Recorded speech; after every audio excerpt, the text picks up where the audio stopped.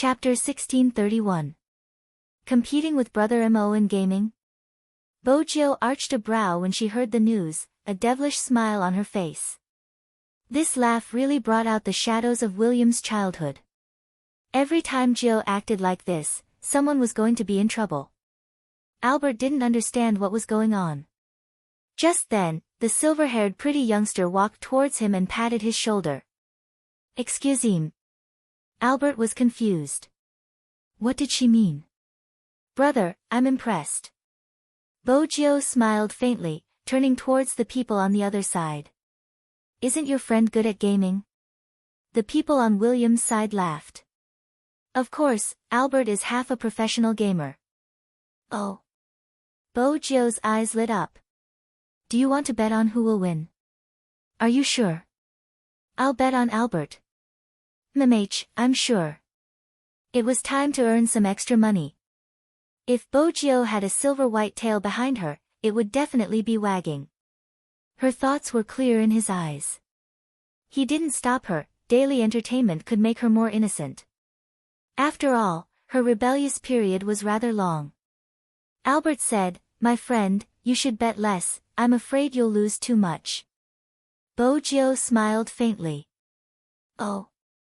The person on the other side introduced, "Albert is really knowledgeable about gaming and has been investing in it recently.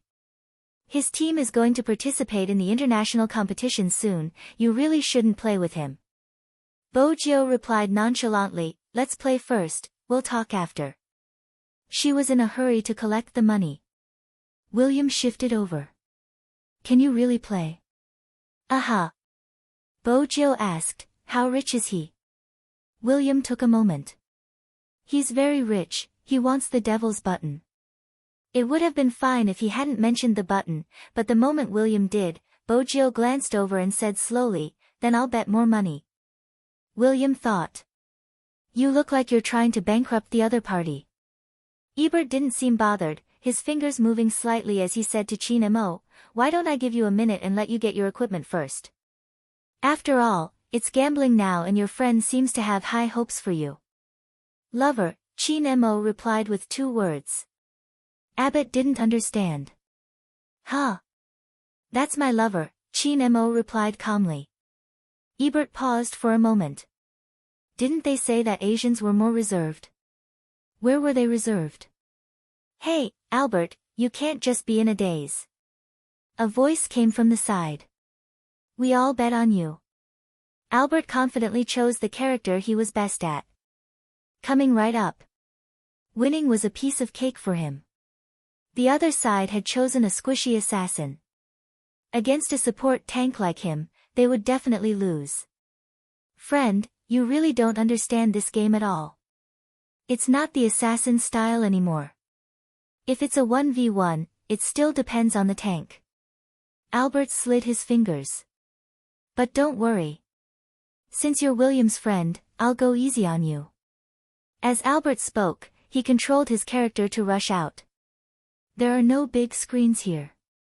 The men crowded around Albert, watching. Bojio took out a small notebook. Chin Mo multitasked, glancing up at her. "What are you doing?" Chapter 1632. William. "Have you thought it through? Was the devil good at gaming?"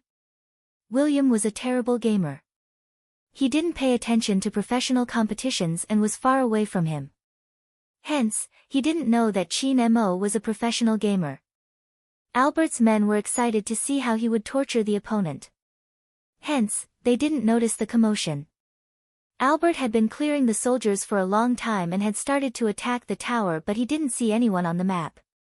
Was the opponent so afraid that he didn't dare to come? "William, ask your friend to come out." "If he doesn't come out, how are we going to fight?" The person on the other side laughed. Before he could finish his sentence, Albert suddenly paused beside them. Following that, a crisp sound effect rang in his ears. "First blood." "First blood? Albert killed someone?" They lowered their lids and looked at the screen. Their eyes froze and they opened their mouths in disbelief. "Albert, how did you die?" Albert hadn't expected this either. All he did was fill in a line of minions. He had been cut off from the back. That person, how did he appear so quickly? Besides, he was a support tank. If it was a 1v1, it was impossible for a tank to lose to an assassin. The other party had been low on HP. If he had been any closer, the other party would have been dead. I didn't notice. Albert ignored the part that had dazzled him and caused him to miss out on his skills. Wait a moment. Albert decided not to waste any more time. He would head straight to the other party's territory to find him. Thus, the resurrected Ebert walked towards the river without a second thought. With the mist as a cover, the other party wouldn't be able to see where he was. But that was just Albert's idea. Before he could cross the river, the vision that Chin Mo had set up in the jungle was effective. Abbott, on the other hand, sensed the danger and wondered if he should retreat. But the silver figure beside him was one step faster. It lifted him up and hit him with a big move. Albert was still in a daze. Why was the damage so high? Wasn't the other party using William's account? William's account shouldn't have any damage. Wait a minute, finances. How could the other party's finances be so much higher than his? Albert wanted to retreat. However, he realized that Chin Mo seemed to be able to predict every step he took. Even his landing spot was grasped clearly by Chin Mo very soon. The music started playing again. Albert looked at himself lying in the game, and then at the silver-white figure who had recovered half of his HP. His eyes began to waver. The expression of the person standing next to him also changed. Albert, you again, what's the hurry? I'm a late-game hero. Abbott blushed. He lifted his head and looked at Chin Mo, who was moving his fingers casually. Once I develop, it will be different. At this moment, Chin Mo placed his phone to the side and stuffed a hand into his pocket. He said calmly, I'll wait for you to clear the troops first. If you continue fighting, your home will be gone. Albert paused. This time, he realized that the last defense tower on his path was gone. This guy, he's been cutting off the line of soldiers all along. No need. Ebert gritted his teeth. Fight however you want. Is that so? Chin Mo arched a brow, reaching for his phone again. Chapter 1633. So arrogant? Albert's eyes darkened. This was his territory, he thought. If he wanted to forcefully demolish it, he would let him die here. After Albert recovered his mana, he released a skill, wanting to kill Chin Mo. At this moment, even if their finances were much worse, he would still have an advantage with the attack of the city crystal. But what he didn't expect was that he would continue to deal so much damage. Nothing happened to the other party. Albert was stunned. He saw that the silver-white figure was glowing with a golden light, and his eyes were wavering. It was a golden body. When did this guy change his equipment? Albert was speechless. Without any skills, he was thrown into the air. That person's movements dazzled him. He wasn't able to react at all. Albert's hands were numb. He watched helplessly as that person tortured him to death in the spring. Was this guy a monster? His hand's speed and movements made Albert feel as though he was being strangled. Chin Mo just stood there as though he was saying, if I can fight as I want, you don't have to fight anymore. Albert's face turned ashen. But deep down, it was still there. After the city was destroyed, his face burned. Under his friend's disbelieving gaze, he said in a low voice, I lost. I will try my best for the venue. With that, he wanted to leave with his people. Bojio turned, her evil smile didn't diminish. Sirs, please give me the bet first. They didn't have so much cash on them. The person flipped the laptop in his hands. His lips were still curved. You can transfer money online. Everyone. Why did he even think of this? William, where exactly did you get to know these two Asians? As for why William called the elegant man the Great Devil, they had basically seen it for themselves. He looked nonchalant, but when he fought, it sent chills down their spines. He was willing to lose the bet, but the amount was a little big. Albert still wanted to say something. But before he could speak, someone laughed beside his ear. I heard that you're very interested in the button I gave to my fiancé.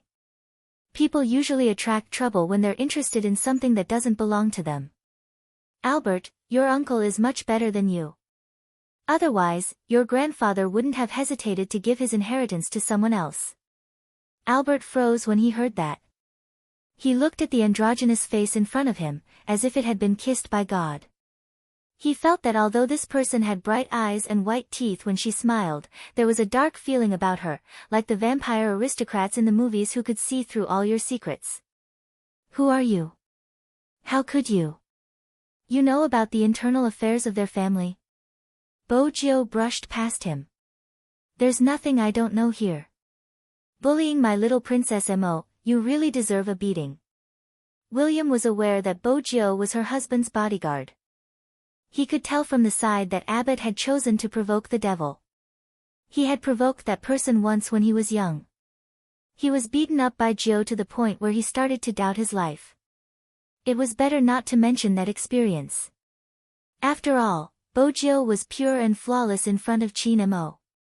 For example, she was still smiling faintly, as though she wasn't the one who had said those harsh words. Brother Mo, look, there are more betrothal gifts.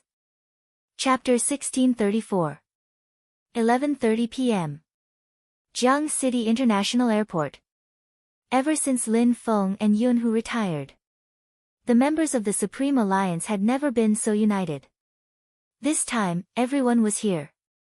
Even Yin Wuyao, who went out to relax, was dressed in a suit. These people were used to wearing their uniforms. After changing into suits, they always wanted to pull their collars.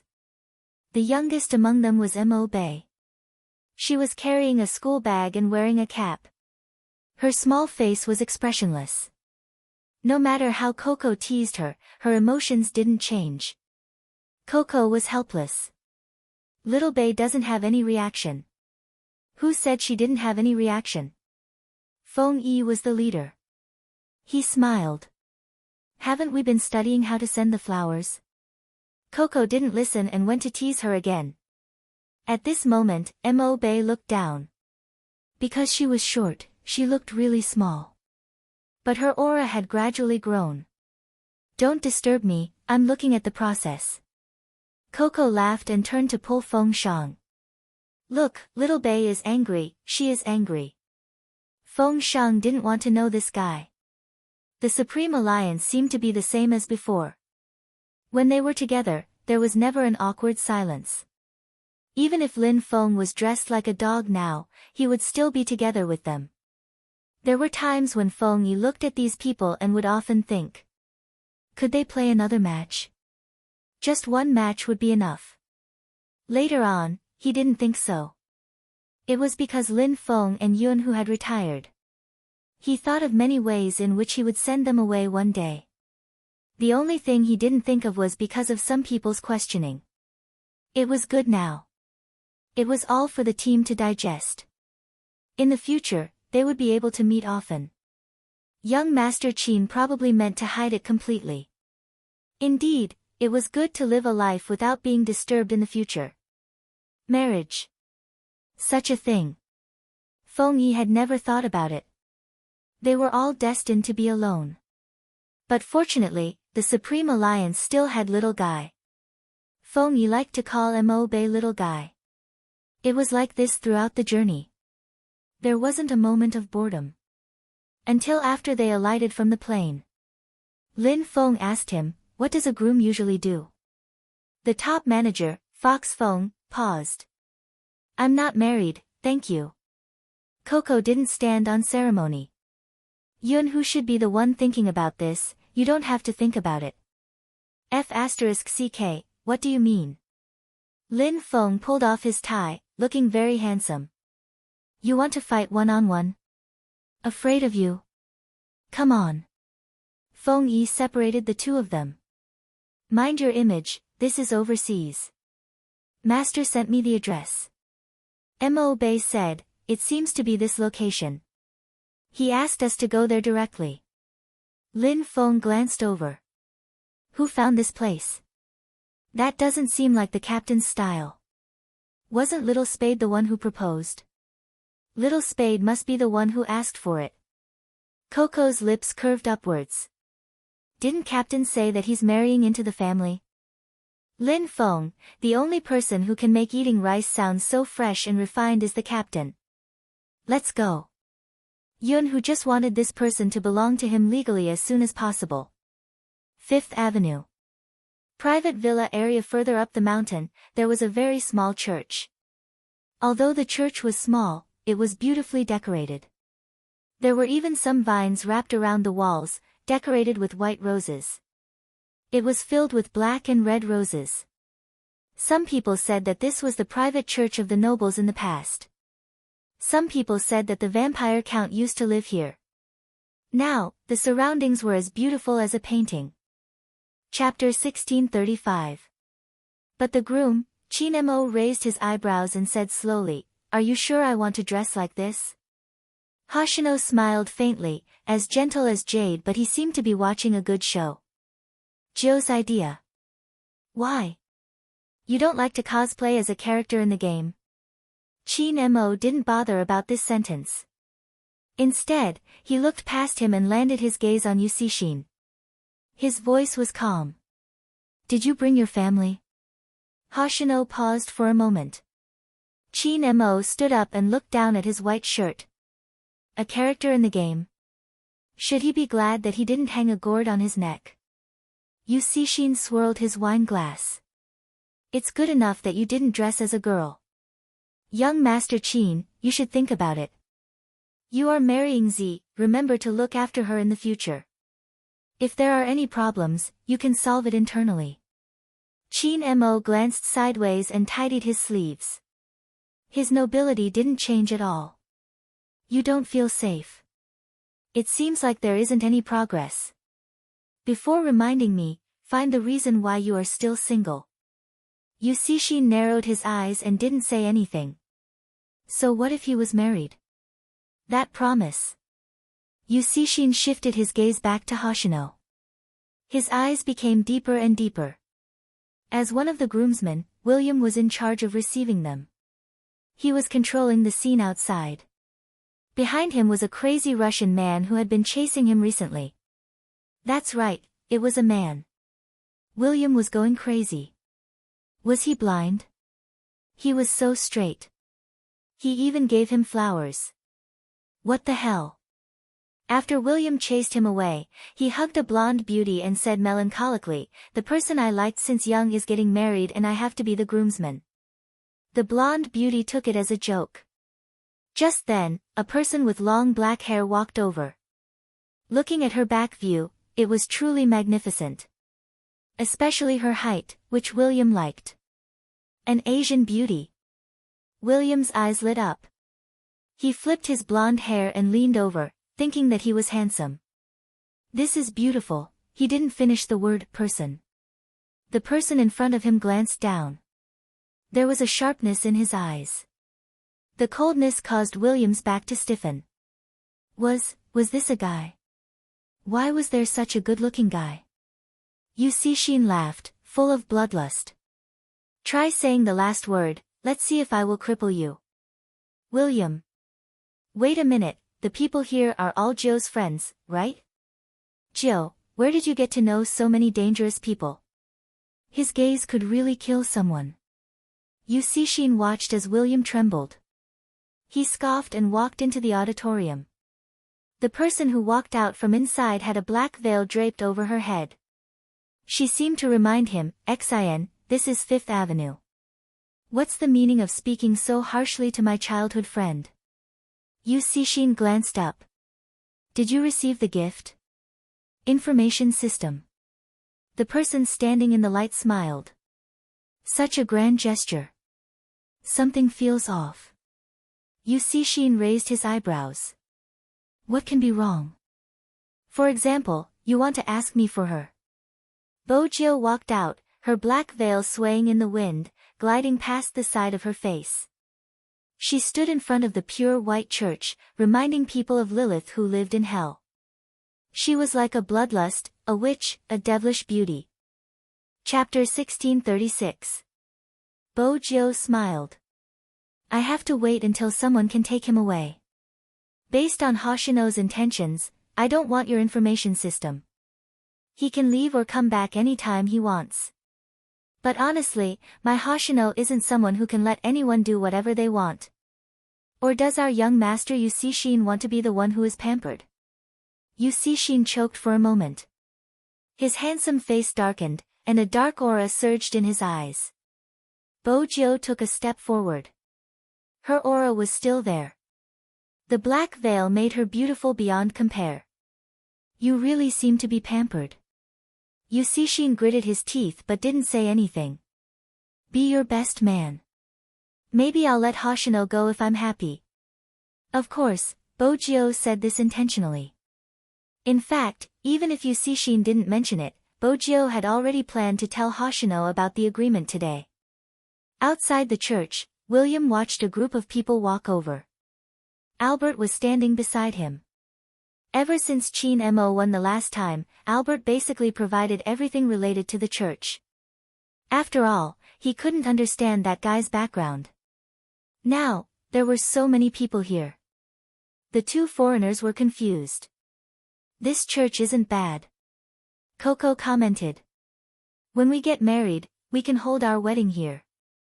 Rao Rong added, that's a little difficult. Forget about people who don't even have a girlfriend. Coco. You make it sound like you have one. Come, take a tourist photo for me, Lin Feng said. Mo Bei carried her school bag. Her small figure stood there helplessly. Why did people who came to get married still have the mood to take tourist photos? William, who was standing there, felt even more helpless. After all, these people were dressed like normal people. They should be guests who came to attend the wedding. But tourist photos. What was going on? Were they bullying him because he didn't understand Chinese? William was hesitating if he should go forward to greet them. Feng Yi walked over, exuding the aura of a businessman. Excuse me, are you Mr. William? We are here to attend the wedding. William nodded. I am. It wasn't easy to find a normal person. He had to cherish it. What about them? Feng Yi asked again. He saw that Mo Bei, who was standing next to him, had already raised her head. Her eyes landed on a spot. It was Bo Jiu, dressed in a black veil and holding a dark red rose in her hands. She looked like she was in a manga. The moment she walked out, a black warbler flew up behind her, and large clumps of black feathers fell. On top of her silver hair, there was a black diamond crown, evil and luxurious. At that moment, only then did people realize that this person was really going to get married.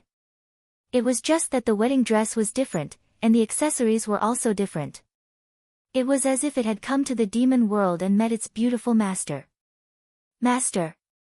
Mo Bei walked over. Her small figure had no emotions on her face.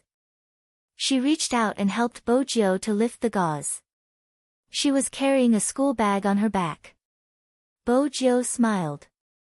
She reached out and caressed Mo Bei's head. You're here. Mo Bei grunted and stood there obediently. This was the scene Qin Mo saw when he came out. He narrowed his deep eyes and heard a sudden F***ck from the other side. Chapter 1637. Lin Feng was really stunned. His eyes didn't even move away from her. The others turned towards Qin Mo as well.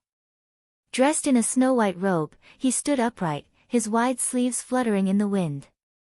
He exuded a strong sense of asceticism and a scholarly aura, making him look like a prince from ancient times. Many good-looking people weren't suited to wear this white robe. But Qin Mo seemed to have the aura of a prince, even though it was a swordsman's robe, it made him look cold. Since he was cosplaying a game character, his hairstyle had been adjusted.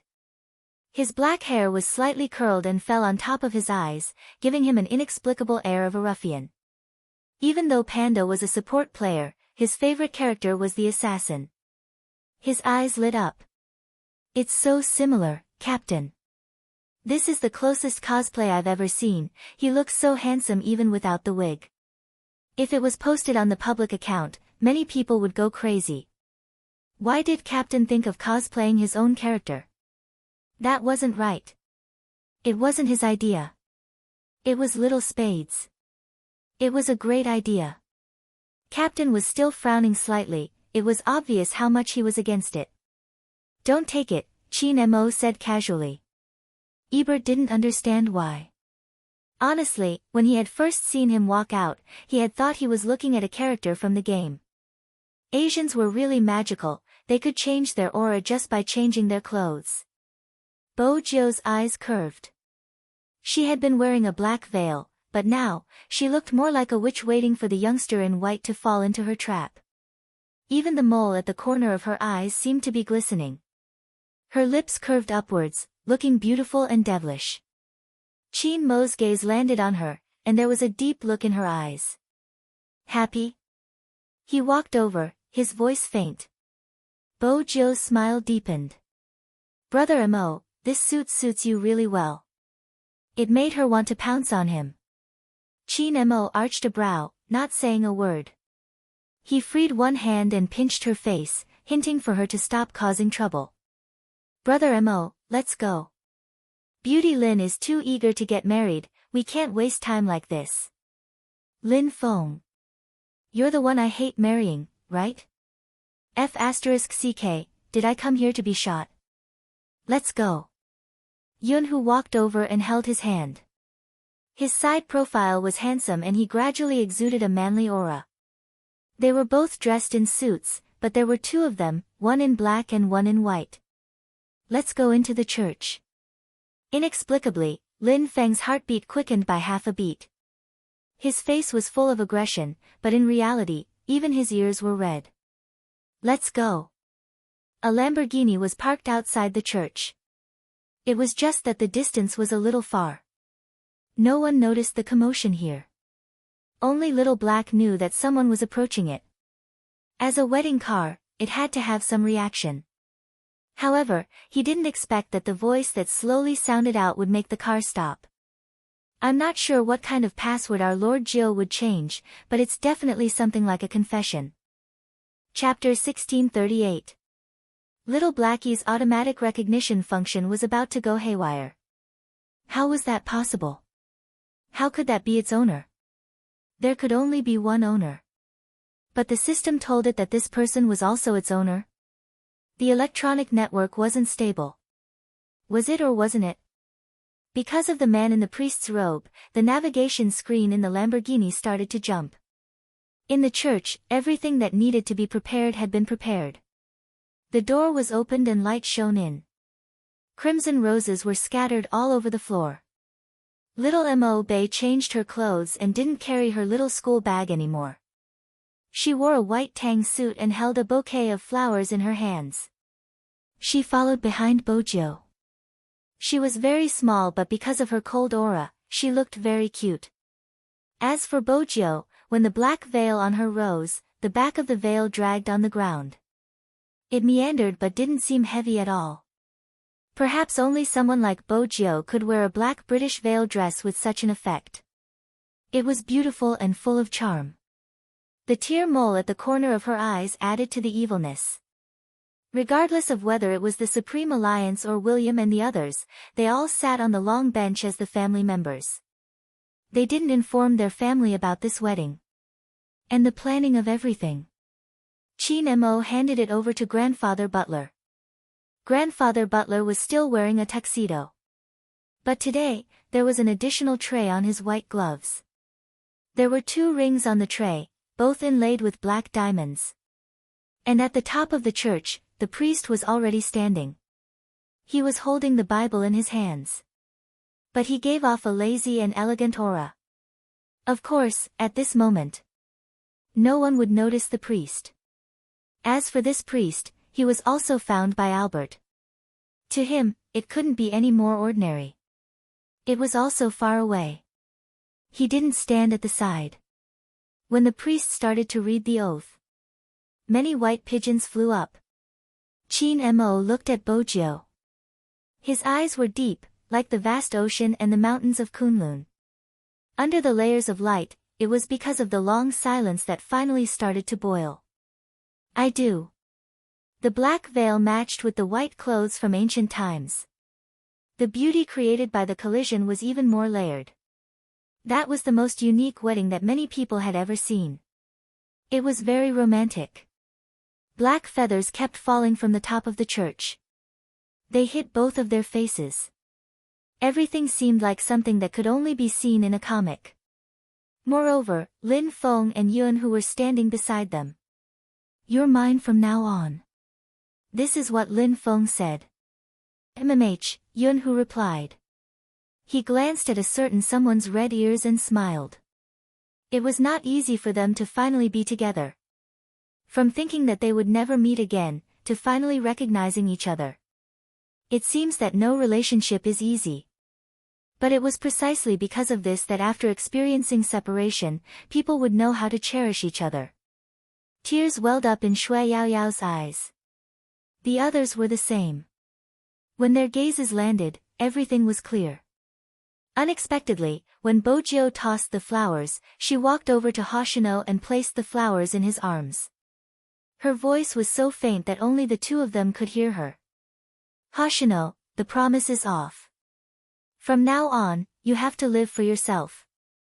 Hoshino was shocked. Everyone knew what the bouquet of flowers at the wedding symbolized. She hoped that the person who received the bouquet would be as happy as she was. But when Bojio straightened her body, she added evilly, "Find a girlfriend soon." Yu Cixin narrowed his eyes. Chapter 1639. When Hoshino heard that, he glanced down at the bouquet in his hand.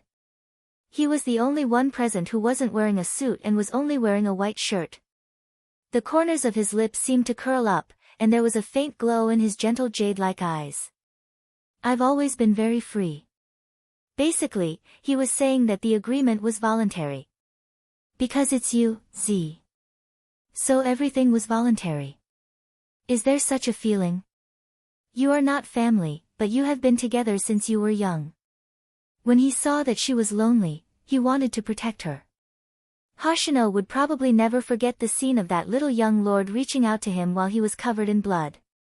At that time, it was still raining, but because he was holding a hand, it seemed like the whole world wasn't so cold. Seeing her happy, he felt happy in his heart. She was missing. He wanted to find her frantically. Now, she was like a witch, but there was light behind her. They were suitable to be relatives, not lovers. Chin Mo was the kind of person who could make her eyes light up, make her feel that there was hope, and make her believe in certain things.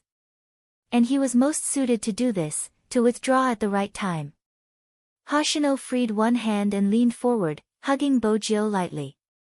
"Okay." The word, "good," made Yu Cixin's expression turn even uglier.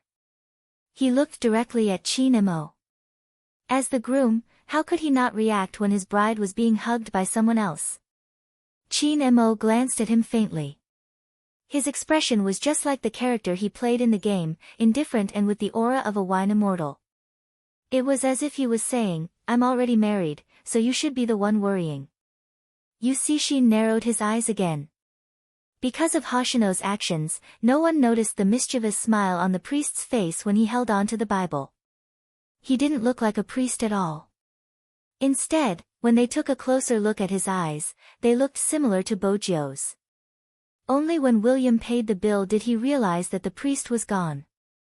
On the other hand, there was an extra coat and a wig. What was going on? Before William could react, a priest ran over hurriedly. He was a typical blonde foreigner. When he saw William, he said, "Oh no. God will never forgive a person like you for stealing my Bible and my robe. Are you here to ruin the wedding?" William was speechless. Was there some kind of misunderstanding? He was the one who organized the wedding. Besides, the priest robe in his hand was not what he was wearing. Wait a minute. In other words, the priest just now was a fake. He couldn't tell. William admitted that he was a little confused. The golden-haired priest was still tugging at him. I must drag you to Jesus, my God, and make you repent. How dare you hit a priest's head? William wanted to say that he really wasn't the one who hit him, but a wave of believers surged out. At this time, a slender figure appeared next to the Lamborghini, but this time, he changed into his own appearance. The AI system quickly identified Xiao He, and it was no longer confused. It recognized the person in front of it, but it was erased by that person. Now is not the time. However, that kid from the Qin clan is indeed not bad. This time, our Lord Jiu can be considered to have gotten what he wanted. After all, he has wanted to raise him since he was young.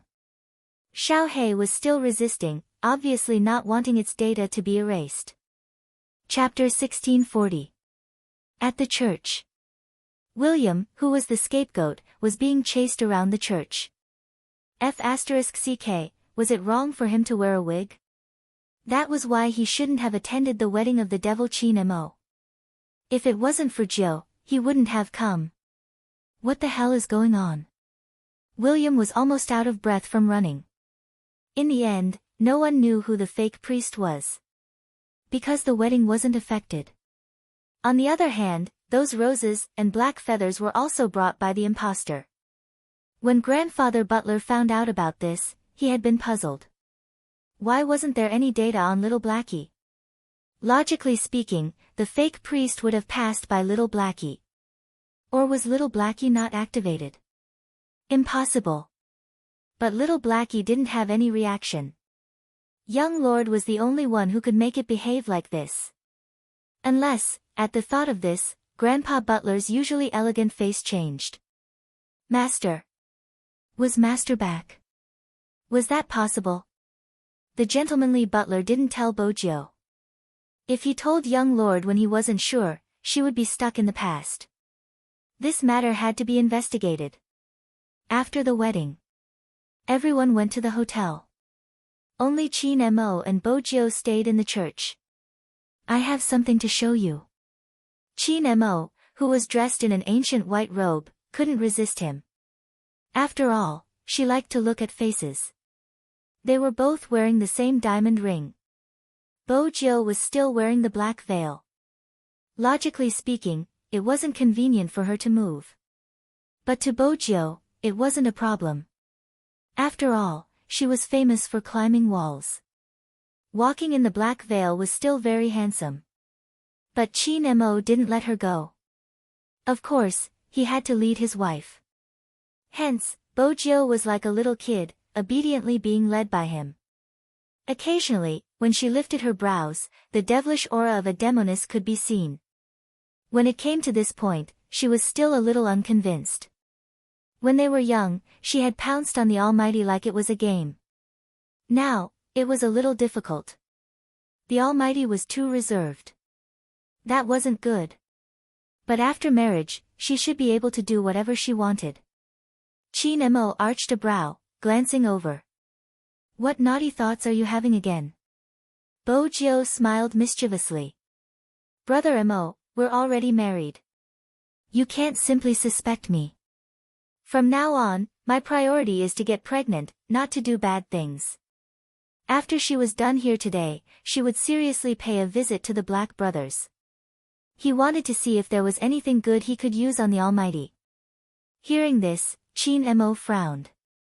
Sometimes, this guy couldn't be too cooperative. He already regretted bringing up the subject of children. How could he forget that when this guy saw a child, he wouldn't have eyes for anyone else? The sky gradually darkened.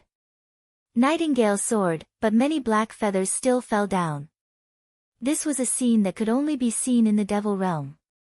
Even the vegetation beneath their feet was the color of smoke. Blue flowers floated on the water. Everything was too beautiful to be real. He brought her to the cliff behind the church.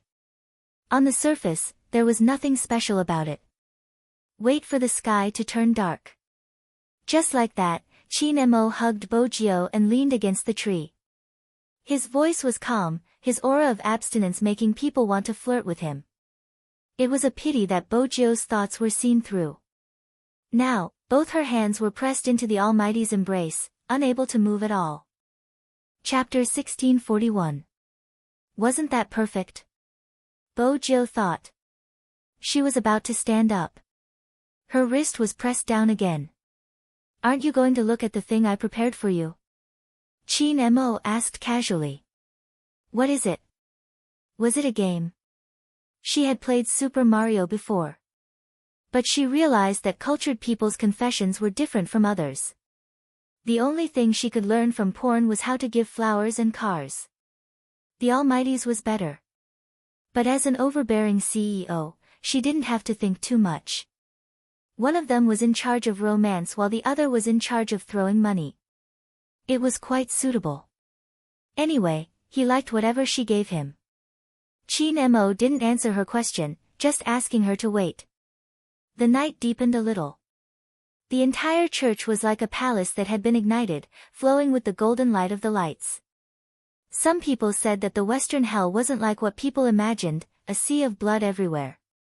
In the West, Lucifer was the ruler of hell. Under the holy city of Jerusalem, the beautiful archangel had built the most beautiful palace in hell after she fell. It was like a church in the human world. But there wasn't any holy light. The scene was like a description of the Western hell. The wind was gentle, no sound could be heard except for the occasional black feather or flower petals falling. The surface of the lake was like the legendary other shore, very quiet. The moonlight was cold, a plate full of stars, outlining the entire Milky Way. Bo Jiu stood up, her eyes glowing. Was it this? The Almighty had asked her to wait. Bo Jiu tilted her head, wanting to ask. He leaned over and lit something. It was a Kongming lantern. Mo and Jiu were written on it. When a Kongming lantern rose, it was like a command. Hundreds of thousands of Kongming lanterns rose with the wind, filling the entire night sky. It wasn't lit with an open flame. It was more like the wind generated by electricity. He used the most ancient Chinese language to confess. That was probably what Qin Mo wanted to do. He stood there tall, his clothes fluttering. When the wind blew, the corners of his robe fluttered. He held a Kongming lantern in his hand, like an ancient prince dressed in white. The thousands of lights in the church behind him seemed to be unable to resist his deep eyes. All the starlight fell into his eyes. It was a scene that seemed to only appear in comics, but now it was reflected in everyone's eyes.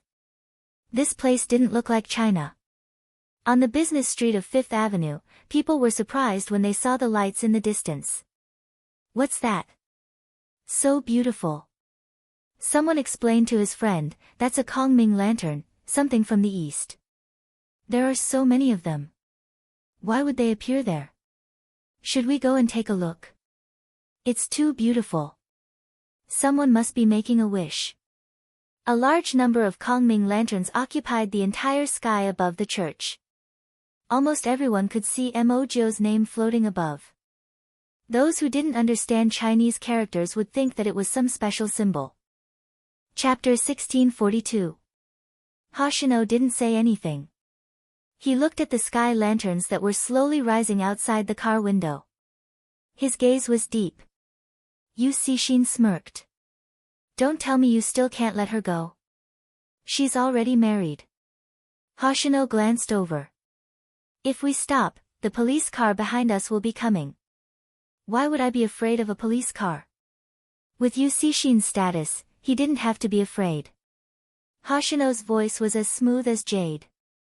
I'm saying that we should go. You have something on your side. Yu Cixin paused before turning the steering wheel. The corners of his lips that were hidden in the darkness lifted slightly. If it was the wedding night. Tonight was the real wedding night. In the greenhouse near the church, in the bathtub, the black muslin fluttered layer by layer with the water waves, wrapping around Qin Mo's white shirt. The starry sky was reflected above his head. Everything was beautiful. His breath rose along with the temperature in the room. Her phone was ringing on the ground. She didn't bother. Bo Jiu only said one sentence. Clothes, he kissed her neck. His breath came over. It was hot and heavy. I'll help you wear it later. The numbness spread from his fingers to her entire body. When the black muslin faded, the feeling from her tailbone became even stronger. Bojo could feel the heat from his body. It was so hot that it seemed to be able to burn all her rationality. He pressed her wrist against the edge of the bathtub. The black muslin was messily piled around her waist. Because of her actions, the bathtub was full. She could see the distinct black and white shirt. It covered Bojo's body. Her jade-like skin was imprinted. Even the corners of her eyes were red. Every part of her body was covered with jade-like water droplets. It made him want to destroy her even more. When a demoness moved, she would always be extremely beautiful. She was alluring everywhere, but she didn't know it. It was a pity that there weren't many people who could get a demoness. That was because most men liked pure white people. Moreover, a demoness would never be manipulated by anyone. She wouldn't show such an expression easily. Unless that person was specific. For example, Bojo and Chin Mo. When she saw Chin Mo, her heart would itch. It wouldn't disappear no matter what. Because in her eyes, when he did such things, very few people can be like him. When his ascetic aura was broken, a fatal sexiness flowed out from his handsome face. He was like a white-robed deity who had fallen into the demon world. His entire body was cold and noble, but his eyes were tainted with something else because of her. How could he not be tempted? Bojo chuckled and pulled them closer. However, he didn't stop at all. This was the only time he didn't listen to her pleas. Enough. Enough. Bojo's breathing was unstable. The water flowed even faster, and the sound of water hitting the floor was extremely clear, echoing in the bathroom. Bojo's eyes started to slacken from the joy.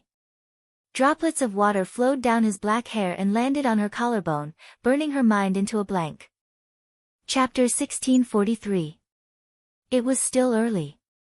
He had plenty of time to let her experience the restraint he had towards her for a long time. Fifth Avenue. A famous entertainment venue. There were all kinds of people coming and going. Mo Bay was still young and wasn't allowed to enter in the country.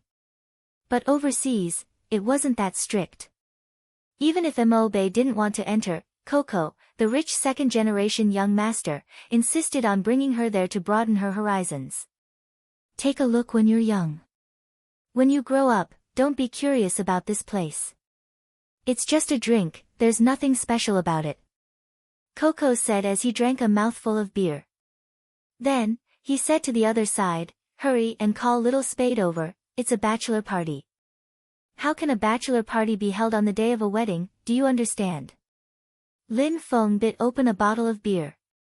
Since he was so happy, it didn't matter if he drank more. Feng Yi hung up the phone, dressed in a suit. No one picked up. Stop calling, you guys drink first. Get a fruit plate for little Mo Bay, didn't you say you were thirsty? Lin Feng had just finished speaking when Coco shouted. Coco shouted, sh*t. What sh*t? Lin Feng still hadn't realized the severity of the problem. Coco looked towards little Mo Bay, who was sitting on the sofa and drinking an entire glass of barbecue. He grabbed his hair. I forgot, there's alcohol in it too. Could it be that Little Spade kissed her disciple and wants to settle the score with me tomorrow? Lin Feng frowned. What do you mean? Coco looked at little Mo Bay in disappointment. The rest of the people also looked over. The glass in little Mo Bay's hand was already empty. Her eyes were dark and penetrating. But the people from Supreme Alliance almost all knew that they couldn't let this child drink. She should be fine, she only drank one glass. You said the same thing the last time. Feng Yi raised his hand and rubbed his brows. Before he could speak, little Mo Bay stood up with an expressionless face. My favorite thing to do is to play games. That's it. She was drunk. Someone who could get drunk in 3 mouthfuls was really, the person I like the most is Spade Z, little Mo Bay said and hugged Lin Feng. Her face was still calm. Lin Feng froze as he watched her carry the next one. Wait a minute, little Mo Bei, wait a minute, Lin Feng said and turned to Coco. Hurry up and stop her. Coco replied, it's not appropriate for me to stop you. I'm straight. F***ck, me too. Yunhu's gaze drifted over and he swallowed the word. F***ck, what should I do? Coco replied, wait for Yao Yao, she went out to answer the phone. When little Mo Bei was drunk, she liked to hug people. She was really talented. After all, none of the drunkards looked like they weren't drunk. Moreover, he had a cold expression on his face.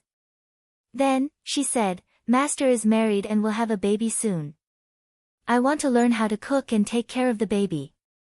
Lin Feng, then why are you hugging me? Senior Lin. Little Mo Bei looked up. Lin Feng thought to himself, you've finally woken up a little. In the next second, this thought was shattered. Because it's impossible for you to counterattack. After little Mo Bei finished speaking, she added, this is a problem of temperament. Lin Feng's handsome face didn't know what expression to make. Coco was laughing so hard that he covered his stomach. Chapter 1644. No one is allowed to give her alcohol in the future. Lin Feng gritted his teeth. Little Mo Bei was expressionless. Senior Lin, are you angry out of humiliation? Lin Feng only wanted to say, who can take this little poker face away? Hurry up and take him away. Such a scene was very funny. Because it's hard to get together.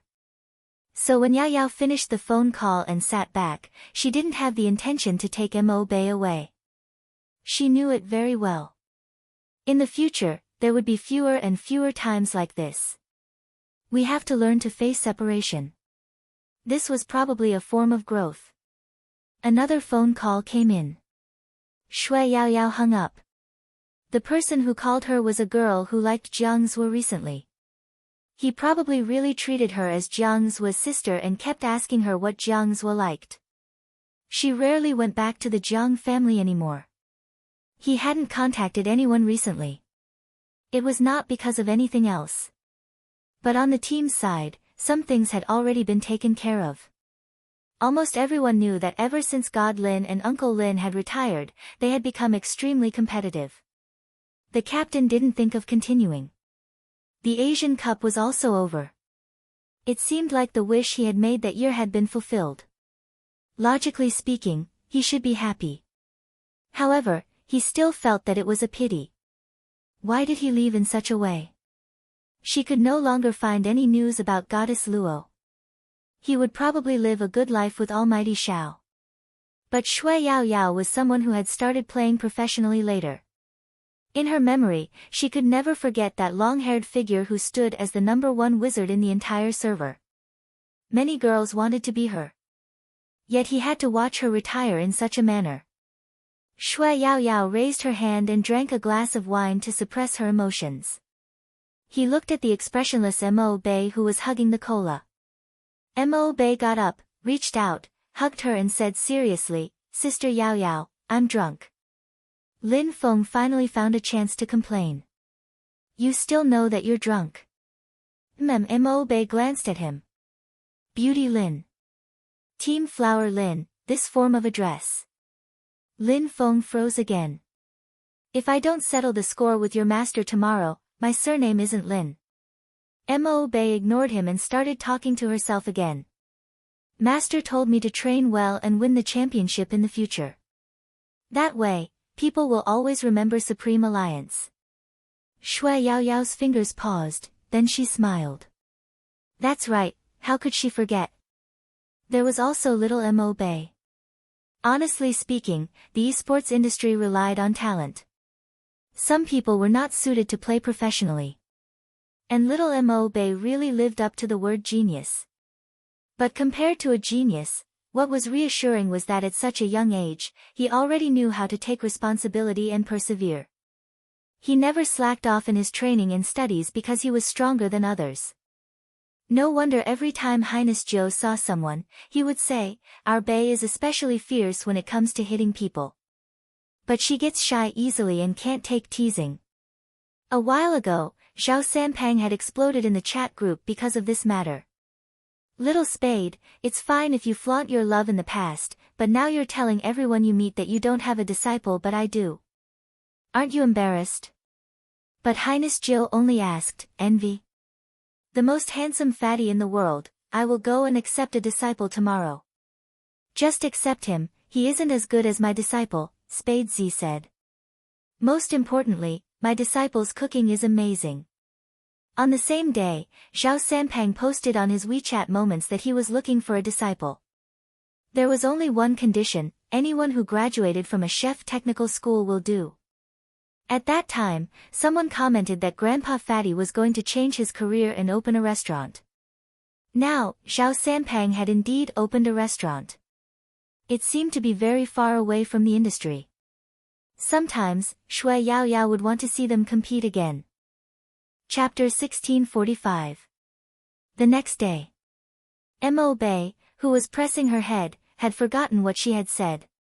Her little abstinence was basically telling herself that she wouldn't drink again unless her master was around. However, Lin Feng took this matter seriously. He pondered that he had to counterattack once. What did he mean by he couldn't counterattack because of his temperament? He was giving in to Yunhu, okay. This time, he definitely wouldn't be so gentle. Lin Feng watched Yunhu walk out of the bathroom. Without a word, he extinguished his cigarette and pressed him against the wall. There was a hint of alcohol in his breath. Probably because he didn't drink much, it wasn't unpleasant. There was even the fragrance of alcohol. Everyone knew that Lin Feng was good-looking. His handsome face turned over. When he got closer, the collar of his shirt was already crooked. He was so handsome that he looked like a rascal. "Do you want to go to the bed yourself or do I have to use a stronger method?" Yunhu only needed one glance to know what he was thinking. His black hair was still dripping water. He reached out and took the towel away. His expression didn't change. "I'll go myself." So cooperative. Lin Feng frowned and sized him up. "Don't tell me you want to do something when you kiss me senseless." Yunhu laughed at his words. "MMH? You admit that you feel good when I kiss you." "Brother, that isn't the point." Lin Feng scoffed. Yunhu gestured for him to look at his finger. Lin Feng glanced over and saw the ring he had worn yesterday. It was black and engraved with his name. Yunhu's black hair was still dripping water. He lowered his eyes and looked at him. "We aren't brothers for a long time. Are you calling me hubby or am I calling you hubby?" Lin Feng choked on his words. He turned his head and said, "This title is awkward." Yunhu thought for a moment and said, "It is quite awkward." Lin Feng suggested, "I'll call you Madam Lin from now on." Yunhu looked up and seemed to smile. "Taking advantage of me verbally? How is this verbally taking advantage of me? In terms of months, I'm older than you, right?" Lin Feng felt that his hair was an eyesore and threw the towel back. Yunhu took it, a smile on his face. "You're just older than me in terms of months, the rest, ha." At first, Lin Feng didn't understand what it meant. After thinking for a while, he pushed her to the edge of the bed. White shirt and black trousers. When he was wearing it, it was indeed very fragrant. Yunhu looked at him. The man bent down and smiled in his ear. "You'll know in a moment whether it's big or not." Yunhu didn't move, watching as Lin Feng pried open his belt. With Lin Feng's skills, as long as he was willing, Yunhu wouldn't be able to gain any advantage. After all, in terms of strength, he really couldn't compare with this person. Yunhu felt a kiss landing beside his ear.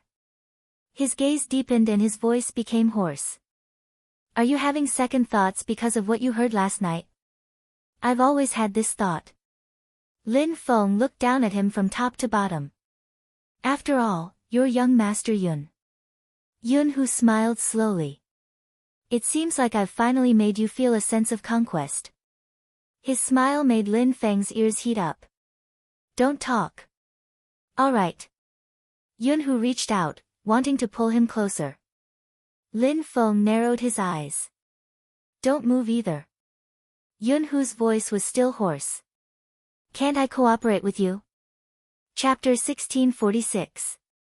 Yunhu sucked in a deep breath. He was kissed. His gaze deepened along with the person's actions. After all, it was more tempting when it came to him. But the moment he thought about how this guy had attracted many men and women because of his face, his heart tightened. Girls were probably something he would care about for the rest of his life. Girls were probably something he would care about for the rest of his life. Lin Feng glanced down, his breathing a little messy. What are you thinking about?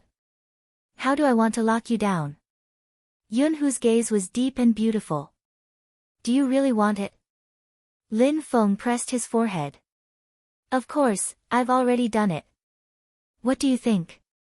Yunhu felt the warmth coming from his body. His black hair fell. Can't you be pampered by me? Don't you hate being tired? I'm happy to be tired. Lin Feng laughed lightly. Don't play psychological games with me. Anyway, this time, I want to be the leader. Yunhu tilted his head and looked at the face he had liked for so many years. Sure. This time, Lin Feng was the one who paused. What tricks are you playing? I'm not playing tricks. Yunhu's gaze was deep. I'm worried that after you try, you will still think that girls are better. When Lin Feng heard this, he blurted out, I only have you from the start, who else can I compare with? The moment he said this, he regretted it. Didn't this prove that he didn't have any experience and that he had learned everything from him? Yunhu laughed. That's true. F*ck, I realized that you must be doing it on purpose to spoil my mood. Lin Feng moved closer to his face. It's not that easy. Yunhu didn't dodge. I won't spoil it, I just saw that you did too much foreplay. I'm not afraid of your pain. Lin Feng snorted. Besides, I have to make you feel it. Yunhu looked at him and lowered his voice. Then you don't have to do any foreplay. I can feel it just by looking at you. It was just a sentence. But Lin Feng didn't know why when his breath landed on his face, there was a numbing feeling that couldn't be shaken off. This guy, he shouldn't have let him speak. Lin Feng had learned his lesson. He lowered his gaze and ended the conversation with a kiss. When his fingers touched the smooth lines under his palm, even though he knew that it was a person with the same body structure as him, he couldn't bear to leave because of that unique feeling. He had to admit that Yunhu's figure was really good. Any man would be envious. Lin Feng was no exception. He didn't even understand why he didn't have such a body when he was obviously stronger. The smooth texture made his whole body feel a little hot. It was just that he was constantly on guard against the other party's tricks. When Lin Feng leaned over, he was thinking of ways to avoid Yunhu's hand. Because once that guy made a move, he didn't have to think about anything else. In the end, the one who would be attacked would definitely be him. A historic mistake. He wouldn't do it again. But today, the other party was really cooperating. It was as if they were completely under his control. Lin Feng had never seen Yunhu like this. But to be honest, he really didn't look like someone who was lying under anyone. But Lin Feng didn't care so much. Now that he had the chance, he wanted it. But really, there was no trick.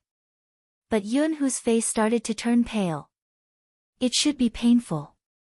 Just as he was about to let go. Chapter 1647.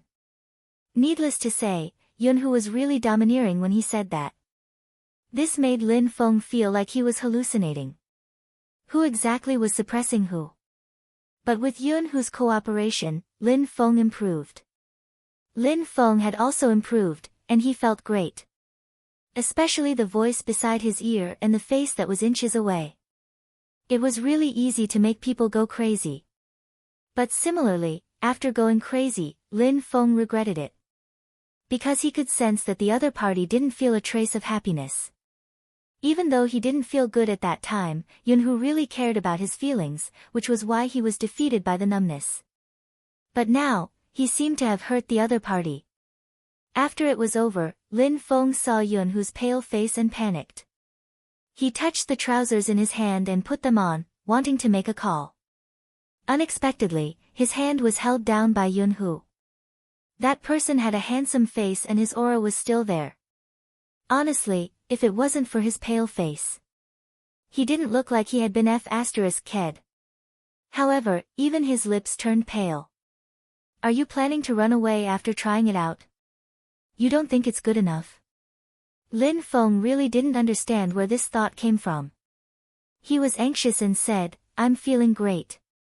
Who's running away at the last minute? I just feel that my skills are too bad and want to ask if there's any way to make up for it. Ever since he roared out this sentence, the entire room was a little quiet. Yunhu probably didn't expect him to say this, his fingers paused. Lin Feng came back to his senses. F***ck, what did he say just now? His skills were too bad. Yunhu looked at his face, a smile flashing across his eyes. Who do you plan to ask about this? That's right, who? Was he going to tell the world that his skills were bad? Lin Feng thought about it and quickly hung up. Fortunately, it didn't go through. You don't have to ask me. Yunhu looked at him. Lin Feng was annoyed too. He squatted by the bed with his long legs and long arms, his handsome face. Is it very painful? Must I describe it? Yunhu glanced down. Lin Feng said in a low voice, it wasn't very painful before. Didn't you say that your skills are bad? Yunhu sighed. Indeed, it's a long story. Lin Feng felt really guilty. After all, he knew that someone like Yunhu wouldn't lie down for anyone. Do you need me to help you clean up? Forget it, it hurts to even move now. Yunhu held his forehead. Besides, do you know how to? Lin Feng said, it's not like I haven't studied it before. Yunhu chuckled. It mostly depends on talent. Normally, Lin Feng would be furious if he was teased like this. However, seeing that the man's face was pale, he was even more worried. Do you want to go to the hospital? How do I tell the doctor the cause of the illness? Her boyfriend slept with her. Yunhu's gaze deepened. Lin Feng felt even more guilty. I'll go get you a glass of water. Yunhu pressed him down again, his tone unhurried. Are you feeling guilty? Isn't that obvious?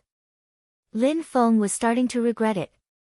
With Yunhu's physique, why did he have to listen to him? Yunhu glanced at the man's naked upper body, his gaze deepening. If you feel guilty, stay closer to me. MMH? Lin Feng didn't know what this meant. He moved closer. Yunhu continued, come up. Chapter 1648. Sore waist? Yunhu didn't have that feeling yet. He just felt that this person was as slow as usual in certain aspects. Come up first. The voice was faint. Lin Feng bent his waist, and he could still see the attractive curve of his waist. Perhaps it was because of his fair skin that made him want to hold it even more. Let me tell you, I'm quite good at helping. Lin Feng had just come up and hadn't finished his sentence. The pale-faced man who had been lying on the ground suddenly exerted strength in his hands and flipped him over, pressing him against the wall. His breath seemed to flow into the back of his ears. Didn't I say that if you want to practice your techniques, you can ask me directly? Lin Feng sensed what he was going to do and instinctively wanted to reach out. But looking at his pale face, he was afraid that if he used his strength, Yunhu would definitely be in trouble. That was the moment he panicked. Yunhu's kiss landed on the side of his neck. His breath was still hot.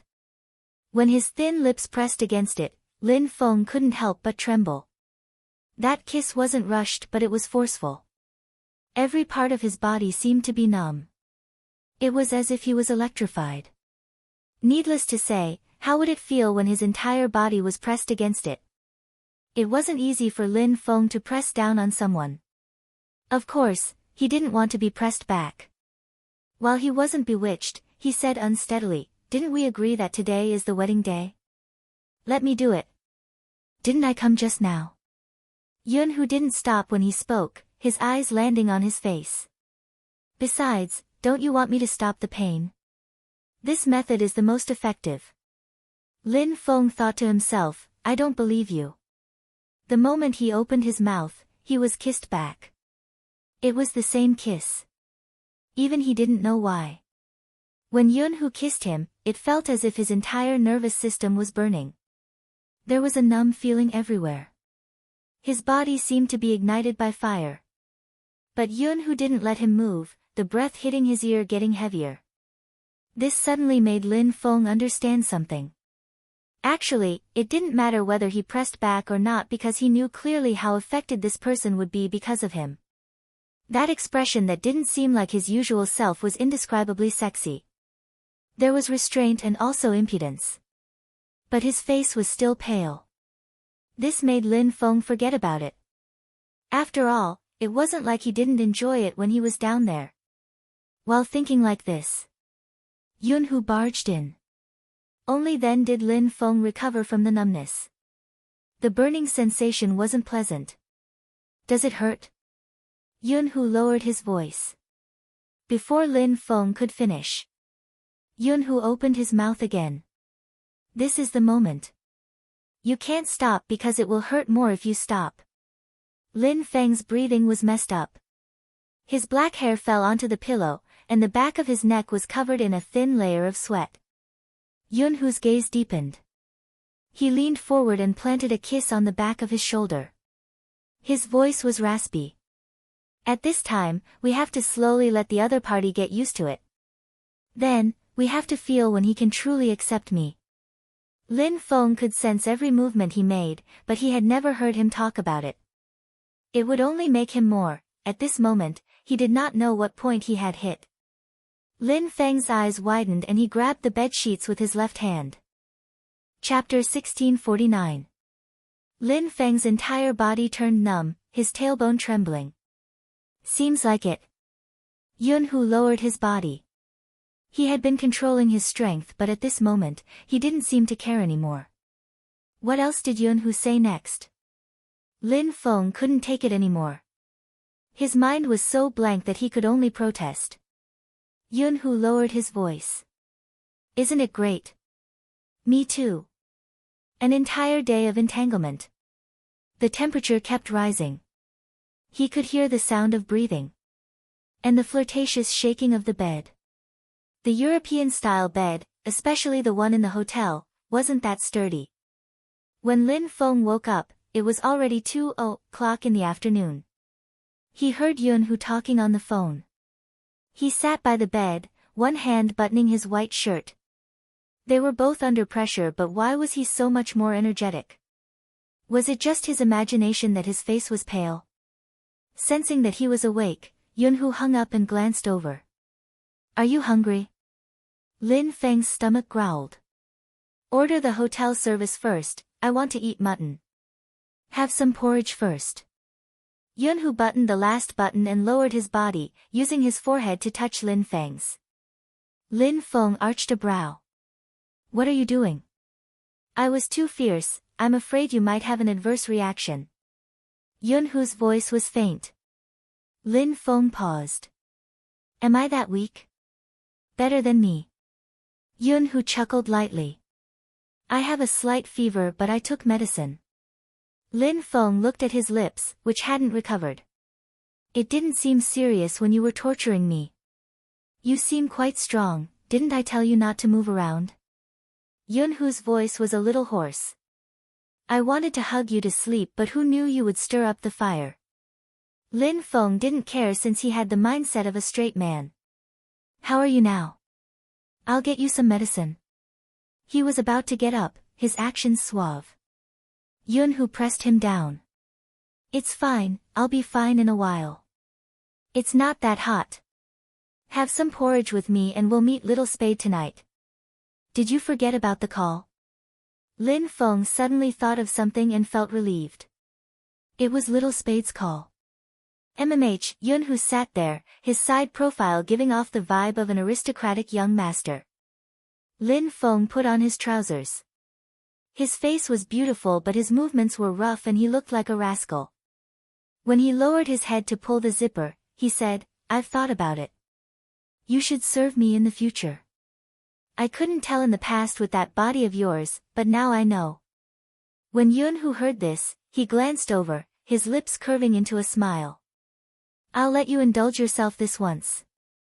You're thinking too much. If I want to do something to you, it won't be a matter of minutes." Lin Feng was wearing a pair of black trousers. He bent down and patted his face. He didn't use much strength, but it was manly. "I'm going easy on you." Yun-hoo glanced up. His aura was still there, but he was smiling more than before. "I know, Almighty Lin Feng is going easy on me. If not, why would I be able to suppress him?" Lin Feng retracted his hand. "I'll call room service." "There's no need for that." Yun-hoo stood up. "It's the first day of marriage, we have to have a formal meal." Lin Feng looked at him and then at himself. He was covered in marks and he had to choose clothes to wear. Was this guy born in the year of the dog? Getting off the bed and getting off the bed were really two different people. Chapter 1650. Yun-hoo had always been someone else's child in his mother's eyes. If it was someone else, with his mother's personality, she would definitely give that person a hard time and would not be able to get over it for a while. Now, in his mother's words, Yun-hoo was the one who called home to tell them he was safe. When he drank too much, Yun-hoo was the one who brought him home. When the washing machine broke, Yun-hoo was the one who fixed it. His mother's meaning was clear. Yun-hoo was her biological son. Seriously. Lin Feng felt that appearance and temperament were too deceiving. Yun-hoo didn't know what he was thinking. After he tidied himself up, he turned and said, "When you were asleep, your phone rang. It should be a call from home but I didn't receive it. Call mom in a while." "I know." Calling her mother was getting smoother. This guy. Lin Feng put on his belt watch. Indeed, after he grew up, his temperament came out. Now he walked out, looking like one of those young headhunters often seen in movies. But he was too good-looking. His chiseled face gave off the vibe of a playboy. Such a person was the most likely to attract love. But he didn't know it. Yun-hoo's gaze deepened. When the person turned his head, he kissed him. Lin Feng was still tidying up his watch. His scalp went numb and his legs went soft. In the end, his breathing was unstable. He leaned his head on Yun-hoo's shoulder. His face was hot but he was happy. Life after marriage. It wasn't scary. In the past, he thought about what would happen if they didn't get along well. After all, they were both men. The process from brothers to lovers wasn't simple. Sometimes, he would think about what if one of them was tired of it and wanted to give up. Now, it seemed unlikely. He glanced at the other girls on the way. He would whisper, "What's the use? I can't kiss you until your legs go soft." Or, "Almighty Lin Feng wants to betray us." In the past, he didn't think Yun-hoo would feel uneasy. The more they interacted, the more Lin Feng understood. Uneasiness was relative. Because they cared, they had their own uneasiness. But this person would hold hands with him on the streets, not caring about other people's gazes. Even if it was a business occasion. He would bring him home. He couldn't be too obvious because both of them were mature and understood the rules of society. But as long as it was necessary, he would not deliberately conceal it. Thanks to the appearance of this person. Enough for him to like for many years. It was different from the way she dated Lin Feng and Yun-hoo. In the villa. Bo Jiao was about to leave after her shower. After Qin Mo grabbed her, he took the hairdryer over and let her lie on his long legs. The young butler often felt that his young master was no different from raising Miss Jiao when he was young. The only difference was that ninth young mistress loved to tease their young master. Qin Mo glanced down at the person who had reached out to touch his ear. His ascetic aura didn't diminish. After he removed the hairdryer, he lowered his body and said in a voice that only the two of them could hear, "Almighty Z, behave yourself unless you want to return to bed." Bojo paused. A wise man submits to circumstances and retracted her hand. Forget it, she would just admire his beauty. Don't get touchy. Even if your heart is itching, you have to endure it. Chapter 1651. Little Bojo. MMH? Do you really want children? MMH, 2 years later, it's not good for your health. Alright. That was what Bojo promised him. But when he received a call from the superintendent on 5th Avenue, he needed his help. Bojo stood up and laughed lightly. You go, I'll bring Beauty Lin and little Mo Bay around. It was true that they were going around. But it was also true that they were going to the Black brothers' place. When the Black brothers saw the familiar Lamborghini, their first reaction was to leave. But that person's driving skills were too good. With a beautiful swing of the tail, he blocked them in the corner. The Black brothers. Seriously, they were unlucky. Hey, brother. The Black brothers. Who's your brother? Have a chat. Bojo smiled. Okay. The Black brothers, as if they could reject. They went over and squatted at the corner. They had never been treated like this when the superintendent chased them. I have something to do now. Bojo stood there, leaning against the sports car. She was low-key and black, but she was as evil as a vampire aristocrat. The Black brothers spoke in a foreign language. What is it? Bojo unwrapped a lollipop and placed it in her mouth. My one doesn't want children. The Black brothers. Wait a minute, was there something wrong with their hearing? Her one. The demoness had someone. Who exactly was it? They really wanted to take a look. They were really impressed. They were really impressed. Do you have anything that can make people submit without hurting them? Bojo lowered her voice. When the African-American brother heard this, he had already imagined a drama. For example, the other party must be a pretty boy and especially handsome. But this person definitely wouldn't dare to interact with the demoness. Of course, the demoness was indeed beautiful.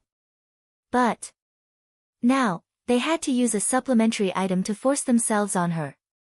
This was indeed a little. Sigh. They didn't know if the other party was lucky or unlucky.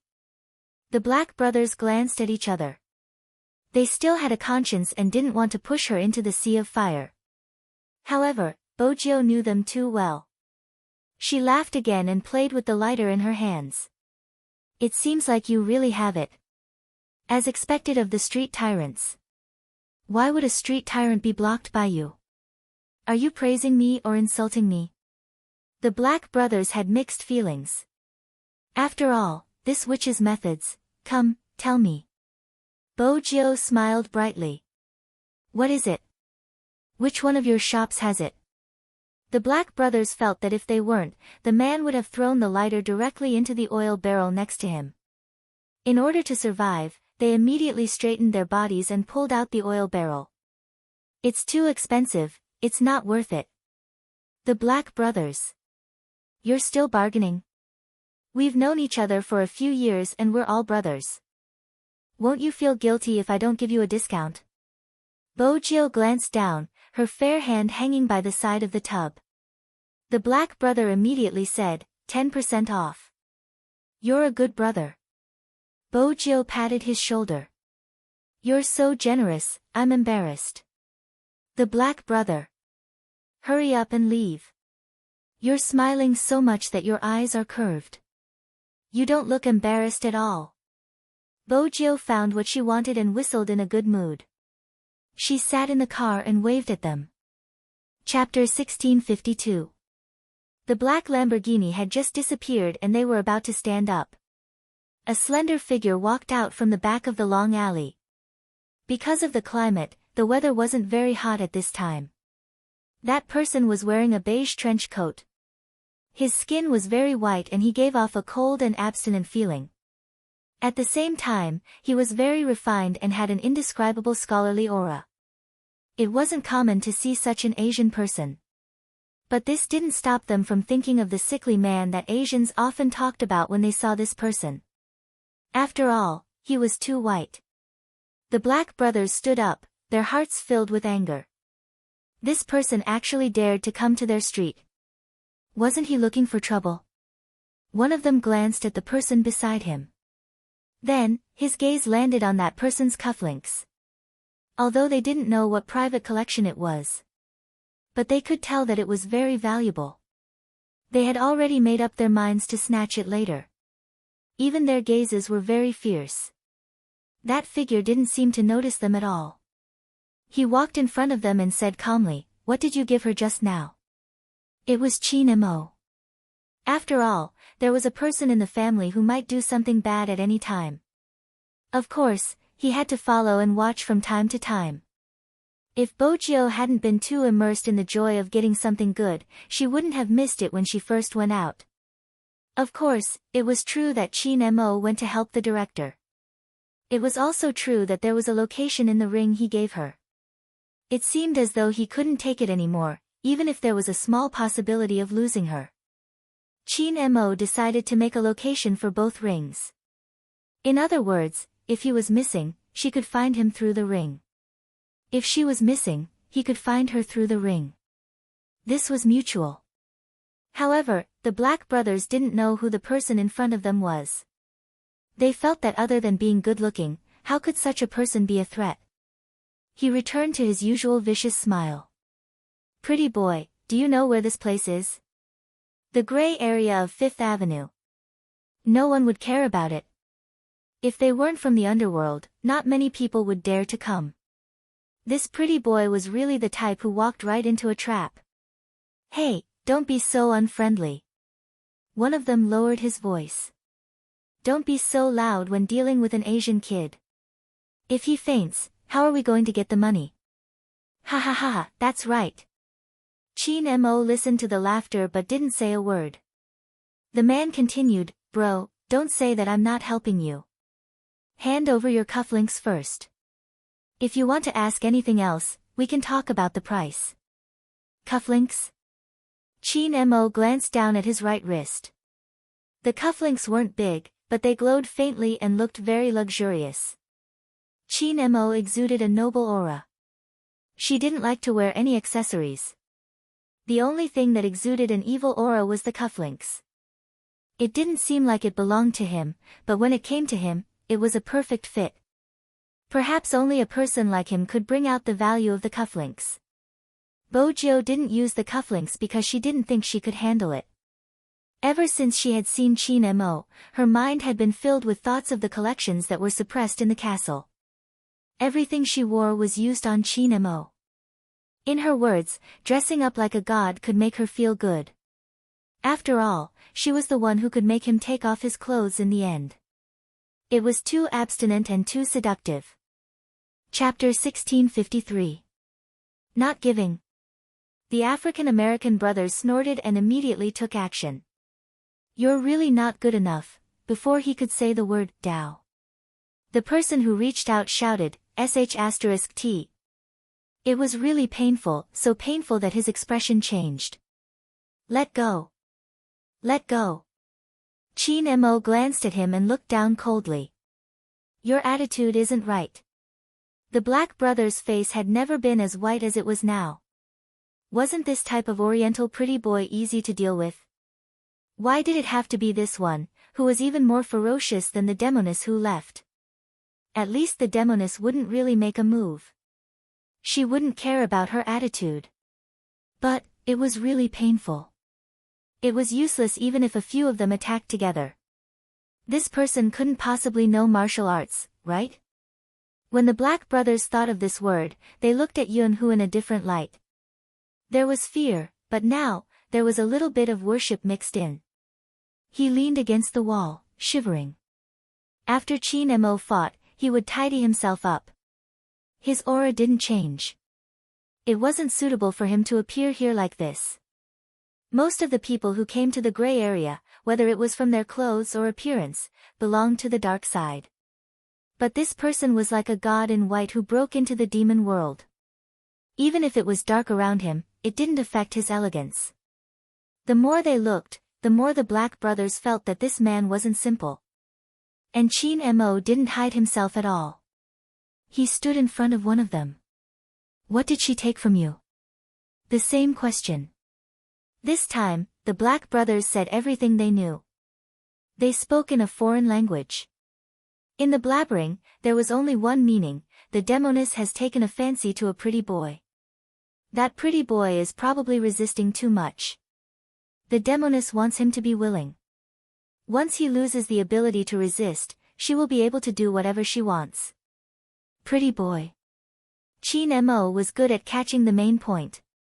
His voice was slow. How do you know that he is a pretty boy? The Black brother had the right to speak. Needless to say, the demoness looks at looks. She always likes those with fair skin. She doesn't want white people, those with oriental beauty, just like. At this point, the Black brother paused. Just like you, really, if the demoness saw you, she would definitely snatch you home. Isn't that right, brothers? The few beside him nodded in unison. Qin Mo arched a brow. Are you saying that I'm a gigolo? The Black brothers. That was what they thought in the beginning, but now, they didn't dare to say it. He really regretted learning some adjectives from Huaxia. It was too much of a trap. This matter must be explained clearly. No, we're talking about the one that the witch took a fancy to. That was just an example. Qin Mo straightened his back and suddenly changed the topic. Oh. However, the thing she wanted was indeed used on me.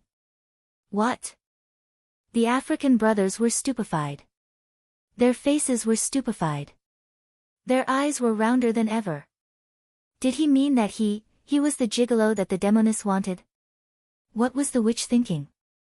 Although the flower was beautiful, it was prickly. No wonder he came to ask for something from them. Apart from the demoness, no one would dare to have any ideas about such a person.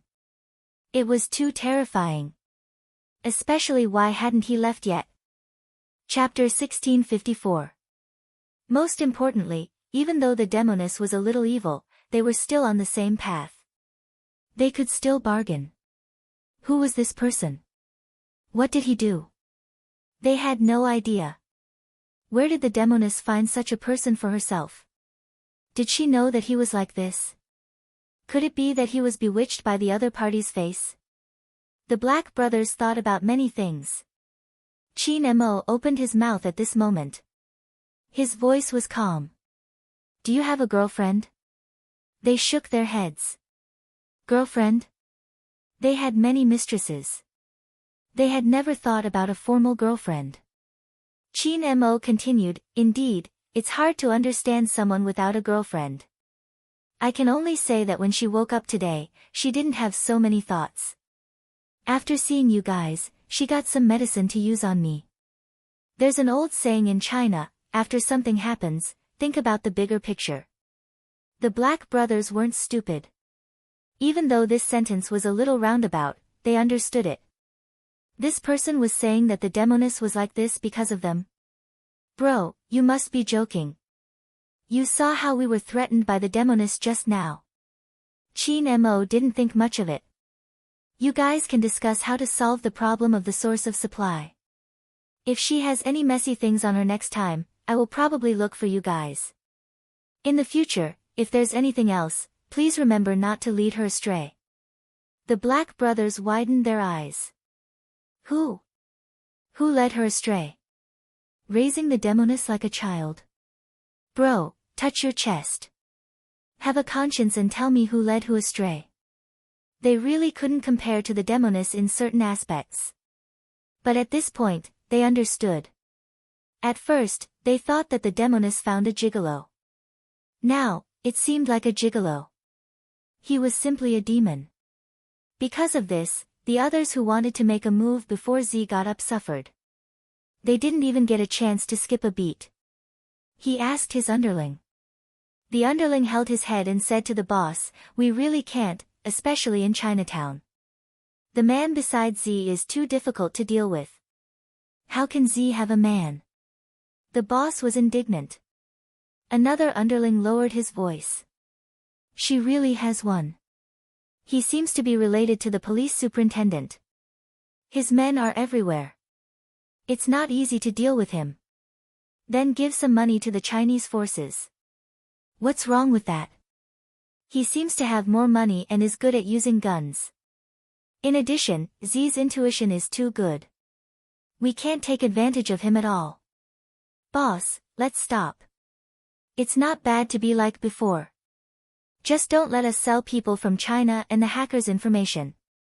Z doesn't care about anything else." It wasn't easy for him to be free for 3 years, but he had to start following the rules set by others again. The boss would definitely feel uncomfortable. But that person was too strong. He was so strong that the entire Fifth Avenue didn't even dare to violate his bottom line. "You can make money, you can even gray, but some cannot be touched, everyone must abide by." This kind of control came again. However, on second thought, they weren't the ones who would be affected the most. After all, according to Z's style of doing things in the past, she would only imprison those who were beasts in human form. As for them, as long as they didn't provoke the other party, they should be fine. The most important thing now was who exactly was the man Z was keeping. Yu Cixin was right. If those two joined hands, it would only be the others who would have a headache, in the afternoon, outside the church. Chapter 1655. It was impossible for Z to be completely obedient. Since young, Bojiu had been trying her best to take advantage of little Princess Qin. Now that she had gotten her hands on her, she could take advantage of her openly. How could she give up the chance? When Lin Feng walked over, he saw the devilish smile on her face. He didn't know what bad things she was thinking about. "Little Spade, tell me, what are you thinking about again?" Bojiu kept her things and stuffed one hand into her pocket. Her eyes were dark. "You won't understand even if I tell you." "Senior, why did you call me yesterday?" Lin Feng remembered the question he wanted to ask last night and changed the topic. "I just made a call. Where's your disciple? Why don't I see little poker face?" Bojiu saw through his wavering gaze and her smile deepened. "Don't change the topic with my little Mo Bei. It seems like something happened, Senior." Lin Feng knew Little Spade. If he didn't tell her something, she would be more interested. He arched a brow and said generously, "It's nothing, I just suppressed someone I wanted to." Bojiu arched a brow. "Bragging again? What do you mean bragging again? Am I someone like Xiao Sanpang?" Lin Feng scoffed. "You can ask Yun Hu if you don't believe me." Bojiu looked at his guilty expression. It was different from his usual guilty expression. It seemed as though it really happened. She arched a brow and smiled. "Almighty Yun is really going easy on you." Lin Feng smirked. "Who's going easy on who?" "I'm the one going easy on him. You don't know how weak he is. He can't handle me at all." "Oh." Bojiu was nonchalant. "It seems like this is the only time." Lin Feng said righteously, "You don't understand. I dote on my wife." Bojiu. Whose wife? Naive and sweet. But even so, such a person was willing to lie down for him. That was enough to show their relationship. Hence, in such matters, being naive and sweet wasn't bad at all. When Lin Feng was talking, he liked to place his hand on Bojiu's shoulder. After he started his business, he rarely did this. Yun Hu watched from the side. He liked a person not because of his appearance but because of him. Regardless of what he had experienced. He was still a youngster at heart. When the group of people walked over, she heard Lin Feng teaching Bojiu how to dote on his wife. Little Mo Bei carried her school bag and walked over. There was no expression on her face. "Senior Lin, if master's wife sees you like this, you will suffer again." Little Mo Bay, you mustn't listen to Captain. Look at Captain, other than Little Spade, who else can touch him? This is fundamentally wrong. Good friends should put their arms around each other's shoulders for the relationship to be good. Didn't your master tell you to smile more and not be so expressionless? Little Mo Bay didn't know that Lin Feng was the only one who could touch her. I don't have facial paralysis. Little Mo Bay stood beside Bojiu without any expression on her face. Lin Feng couldn't hold it in for a long time. This isn't facial paralysis. Ha ha ha ha, I'm dying of laughter. Little Mo Bay didn't say anything because her master was touching her head. He was watching a group of people fooling around. He felt that this was good enough. Although Senior Lin wasn't a reliable person. But some of his words were still true. If she could make friends in the future, she would try to get closer to people. Chapter 1656. Just like that. Little Mo Bay's way of interacting with others had been completely led astray. But it was also very blissful. Because she was too young. She wasn't an official member yet. She learned more than others. Because there would be Ren School nearby. There were many places to visit on Fifth Avenue. The exotic atmosphere was being traversed by this group of people. It was like a scene that would only appear in a comic. Everyone had a different style and personality. After leaving the chaos, life would become very simple. With this group of people together, how could they not play games? Video games were included. Coco was catching plush toys. He was really trying his best but he couldn't catch a single one. Bojiu pushed him away, biting a lollipop. She controlled the game handle and lifted it up. A plush came out. Lin Feng, who had long legs, was also catching. Yun, who was standing beside him. And Rao Rong. The four of them stood in a row. Lin Feng familiarized himself first. Then, it was almost the same. Once he took action, there would definitely be a plush toy coming out. Very quickly, this place became a scenery. After all, there were four handsome Asians and they were so good at catching plushies. It was really eye-catching. Other professional players didn't know. However, the four of them would usually train in terms of angle and strength. Other than Bojiu, who frequented such places, the other three basically could get the hang of it after trying. More and more people surrounded them. Bojiu definitely caught the plushies for her disciple. Lin Feng casually threw them into Mo Bay's hands. Rao Rong and Yun, who were the same. Mo Bay was almost buried by the pile of plushies. This was probably the strength of the group pet. Shui Yao Yao watched from the side. She raised her hand and took a photo. Because she knew that they would be separated in the future. That was why she would cherish the days together. Her fingers swept across the screen. That devilish back view couldn't help but lift the corners of her lips. Perhaps, no one would understand. Her youth was so dazzling because she had been with such a group of people.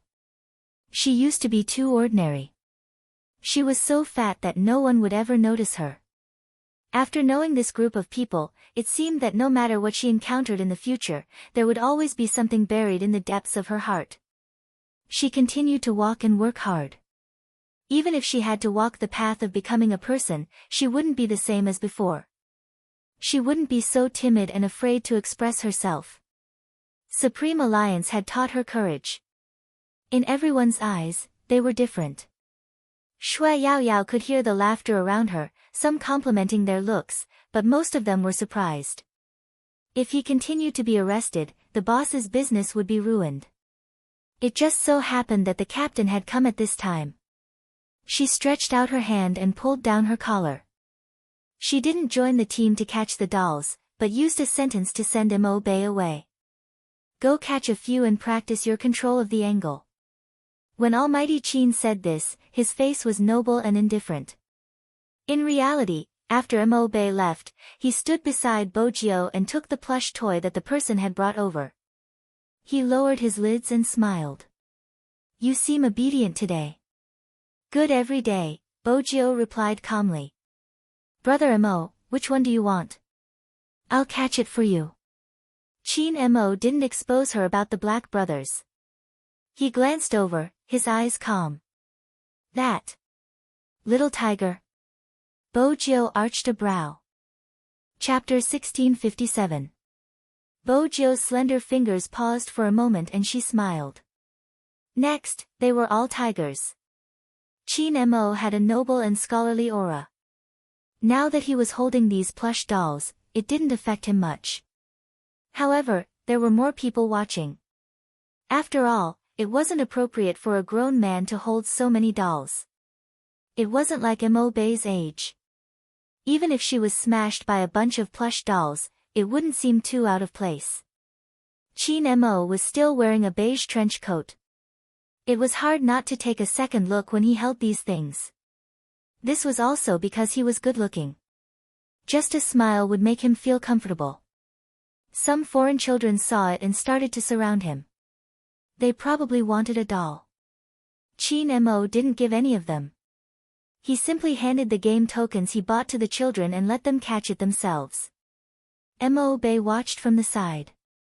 She more or less understood that master's wife never shared her master's things with anyone. Otherwise, she wouldn't have let her catch the dolls herself to practice. Bojiu, on the other hand, was satisfied. A certain someone was even more beautiful than usual with the plush doll in his hands. She would catch a few more. In a short while, the 7 tigers were all caught. Bojiu wanted to change the machine but Chin Mo held her wrist. If you continue to grab like this, the boss will come over. Did you tamper with these machines? I just made them return to the mode when they first appeared. Bojiu was serious. You need to be capable to catch the dolls. Oh? Chin Mo asked. Then tell me what their normal mode should be like. Bojiu retracted her hand. You can't even make your boyfriend happy by catching a doll. The success rate of the normal mode is 1 in 10. You can only catch it once out of 10 times. Even if the technique is right, if the frequency isn't right, it will still fall. Seeing that your boss didn't chase you away, you are quite tolerant. Chin Mo was indifferent. Is it normal now? Bojiu really couldn't pass his eyes no matter what she did. She took out the foldable keyboard from her pocket and connected it to the internet. She adjusted the frequency. The switch of some machines was at the back. It was the manual type. She didn't know how to use it usually, so she just adjusted the system. But these were all small matters. Anyway, she had to do something big at night. After they stopped catching dolls, the group found a coffee shop by the street and filled the chairs with plush toys. Coco suggested with a straw in his mouth, let's play a game, we haven't played together in a long time. It had indeed been a long time since they had played together. Lin Feng couldn't appear now. Once he did, all sorts of topics would come up, asking him to explain. He had been working for almost half a month and hadn't touched the game. When he heard Coco mention it, his fingers paused. I don't want to fight. Lin Feng smiled and pulled his collar. Rao Rong knew what he was thinking. There was a period of time when he didn't want to enter the game page. From high to low, then from being ostracized by everyone, and then back again. He really liked her and didn't want to let go. Not all wounds could be healed. There were many things that no one would understand even if they were explained. You just want to play. Some people don't think that way. Chin Mo should be aware of this. That was why he told them that the team would be disbanding soon and the news hadn't been made public. But everyone could feel it. It couldn't change public opinion. This was the general trend. He just didn't want to be influenced and assimilated. If the Supreme Alliance was no longer like the Supreme Alliance. Chapter 1658. Coco regretted his suggestion a little. But Lin Feng acted as though nothing had happened. He was still playing with his plush toy. He didn't play games anymore because he was afraid that he wouldn't be able to let it go if he met it again. He probably still felt regret. But sometimes in the group chat, Zhao Sanpeng no longer called himself the most handsome person in the world on live stream. Instead, he would call people over for a meal every day, insisting that he had researched a new dish. The picture he sent was actually an eggplant pot. It seemed like the most ordinary life. But there were still people who would dig for information about him. Lin Feng didn't care. He just needed to make up for the losses the Lin family suffered because of him. This was probably his goal in life. He used to be fearless. Now he was afraid that the truth would never be seen. He, who had lost his courage, would never be the same as before even if he picked up the mouse again. Because the important people were gradually retiring. All he could do was cherish them. The news would never stop, being created and reinvented, adapted and rewritten, using everything. In reality, the things behind were too dark. In this world, as long as you felt that what you did was right and what you presented was right, it didn't matter how despicable your methods were. No one would think too deeply about it. After all, it was complicated. Lin Feng couldn't forget why he joined the Supreme Alliance. Because there was a person here. Even if the world was chaotic and he had suffered a lot, he wouldn't become the kind of person he didn't want to be. Lin Feng smiled, his gaze landing on the cold and elegant figure. Was this the reason Little Spade liked this person so much? How many people in the world could maintain the same state of mind? Incorruptible to darkness, immune to poison. Their captain seemed to just stand there. It made people feel that the future was bright. A dazzling person never stayed in a greenhouse, ignorant of the world. But his heart had come into contact with all the darkness. But he insisted on the path he wanted to follow. As long as the Supreme Alliance was still in his heart. As long as there were people who were sad and felt that they couldn't walk out of it, they would be filled with strength when they thought of this name. The rest didn't seem that important. That day, the group went to many places. They even took many photos. When they left, they didn't turn back. Only Mo Bei was there, carrying a small school bag, looking at the person who still had a wanton smile on her face. She knew that her master would only be overseas in the future. The only thing he felt upset about was, he had never fought with this person on the same battlefield. After all the Supreme Alliance members returned to China. The first thing Feng Yi wanted to announce was the disbandment of the team. He was still dressed in a suit, with gold-rimmed glasses and a smile on his face. No one was willing to accept the news. The doubters were still doubting. Someone even said, "Supreme Alliance is different to me. I don't want to be a fan of these players anymore since they were disbanded for no reason." No matter what it was, Feng Yi just listened and didn't say a word after listening. It would definitely set off a wave of discussions. There were those who understood and those who did not. Feng Yi wasn't worried about anything else. Before he returned to the country, Zi had talked to him and asked him to make arrangements for Tiny. With the little guy's strength, he should be able to enter any team. It was just that it was too chaotic at this time. The Supreme Alliance disbanded. Teams of imitators popped up endlessly. Chapter 1659. In the end, someone said that it was impossible for a gaming team not to know about Supreme Alliance. It was impossible for the champions of the Asian Cup not to know. The other party would say, "Oh, I just checked and found out. What does it have to do with us?" Feng Yi had expected such a situation. Probably no one would understand. If he really liked her, he had to restrain himself. The other party made use of emotional impulses to create opinions and create topics of discussion. Mo Bei looked at the 2 days after the Supreme Alliance disbanded. She had been dealing with such matters almost every day. She made the decision to not join any team. Hence, when Feng Yi wanted to bring Mo Bei to the club under the group, Mo Bei lifted her little face. "Uncle Feng, I joined the Supreme Alliance because of you guys. Now that the Supreme Alliance has disbanded, I want to learn a skill that I can use in the future." Feng Yi paused and looked back. "You don't play games anymore?" Mo Bei hummed in acknowledgement. Feng Yi wanted to say something. However, Mo Bei spoke before him, with me here, there will only be more discussions. It's good that Elder Lin and Master are like this now. Because of me, Uncle Feng has to continue to be busy and deal with these topics. Feng Yi pushed his gold-rimmed glasses up his nose. It's not as complicated as you think. I saw it all. Mo Bei's gaze was deep. Now, there are people using Supreme Alliance to talk about things, good and bad, imitating and belittling it. I thought people who like it would differentiate and tolerate it, but now I understand that these are forcing people against their will because people will be impulsive because they like it and those invisible things will slowly brew. Probably because she wasn't old enough, Mo Bei furrowed her brows when she said this. Her little face was clear and indifferent.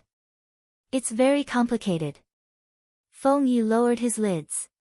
It would be a pity if you don't play professionally. There are many people who aren't suited to be professional players but are clamoring to play professionally. However, this is the first time I know that you want to learn skills other than gaming. Mo Bei didn't speak. She was still carrying a school bag on her back. Feng Yi chuckled. With young Master Qin and Z tutoring you, your studies shouldn't be too difficult. My mentality isn't good. Mo Bei's face was rather serious. I want to calm down. Feng Yi really laughed this time. Your master is right, little old cadre. What technology do you plan to learn? Chef. Mo Bei looked up. Cooking is the same as playing games. It can make people happy. Feng Yi's gaze was indifferent, as though he wanted to smoke. I can handle the current situation. You don't have to make such a decision now. Little one, you have to believe that your Uncle Feng can still fight. I believe you. Mo Bei's voice was a little low. Captain, he disbanded the Supreme Alliance because he didn't want to fight anymore, right? If we continue to fight, we will only disappoint Senior Lin and the others. Captain wants to keep the things in their hearts. Feng Yi's back trembled. After a long time, he said, don't be against playing esports just because of this. I won't. Mo Bei's small body stood there with her back straight. I like to play games. I like to follow behind Master. I like to be with Senior Lin and the others. I don't have any conflicts because that is playing esports. Now that Master and the others are tired and want to rest, I want to rest too. Feng Yi's phone was ringing. The contracted team was rushing him. Have you really decided? Feng Yi asked. Chapter 1660. Feng Yi tugged his collar and sent a rejection message to the other side. Bei's official appearance was also temporarily cancelled in the afternoon. No one knew what the Supreme Alliance's pet looked like. The only thing left were some videos of Bei's game characters. When she walked out of the club, Mo Bei didn't bring anything with her. Instead, she placed the keyboard that she had been carrying on her back in front of a seat. When she heard that the Supreme Alliance had disbanded, the little princess of the Yun family, Yun Shen, ran over to accompany her little friend. Because she knew that Mo Bei wouldn't feel good. This kind of thing couldn't be let go just because she said so. It was raining and the screen was still playing the Supreme Alliance's video. Yunshin asked the driver to stop the car and saw the figure standing by the side of the road. She raised her head and looked at the screen in the square. Her eyes chased after the figures. Many years later. Perhaps no one remembered them. But she remembered. That pair of burning eyes started to bury her emotions bit by bit. She said that she wouldn't play games anymore. At that time, she was too young and her eyes were red. Yunshin didn't understand anything, but one thing was clear to her. No matter what decision anyone made, it was to protect. When the decision to disband was made, Qin Mo told Feng Yi. Depending on which team they wanted to go to, whether they wanted to stay in the industry or do something else, they could find the corresponding company. After being a professional player for so many years, everyone had their own savings.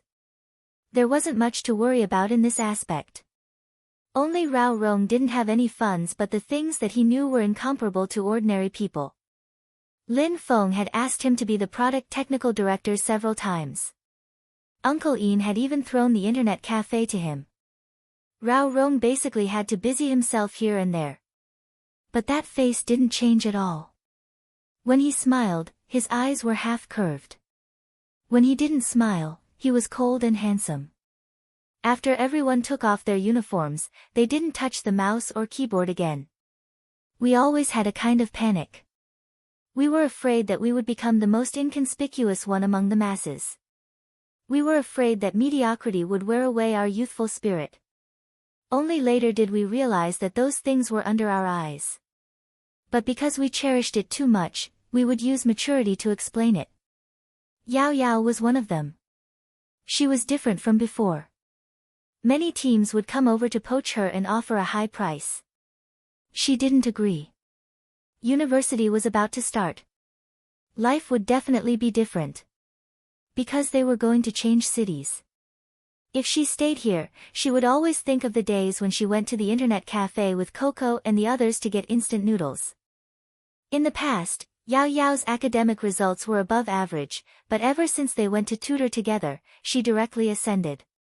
Sometimes, she would always think of that silver-haired youth with a lollipop in his mouth and a book covering his face. Occasionally, he would be hit by the captain.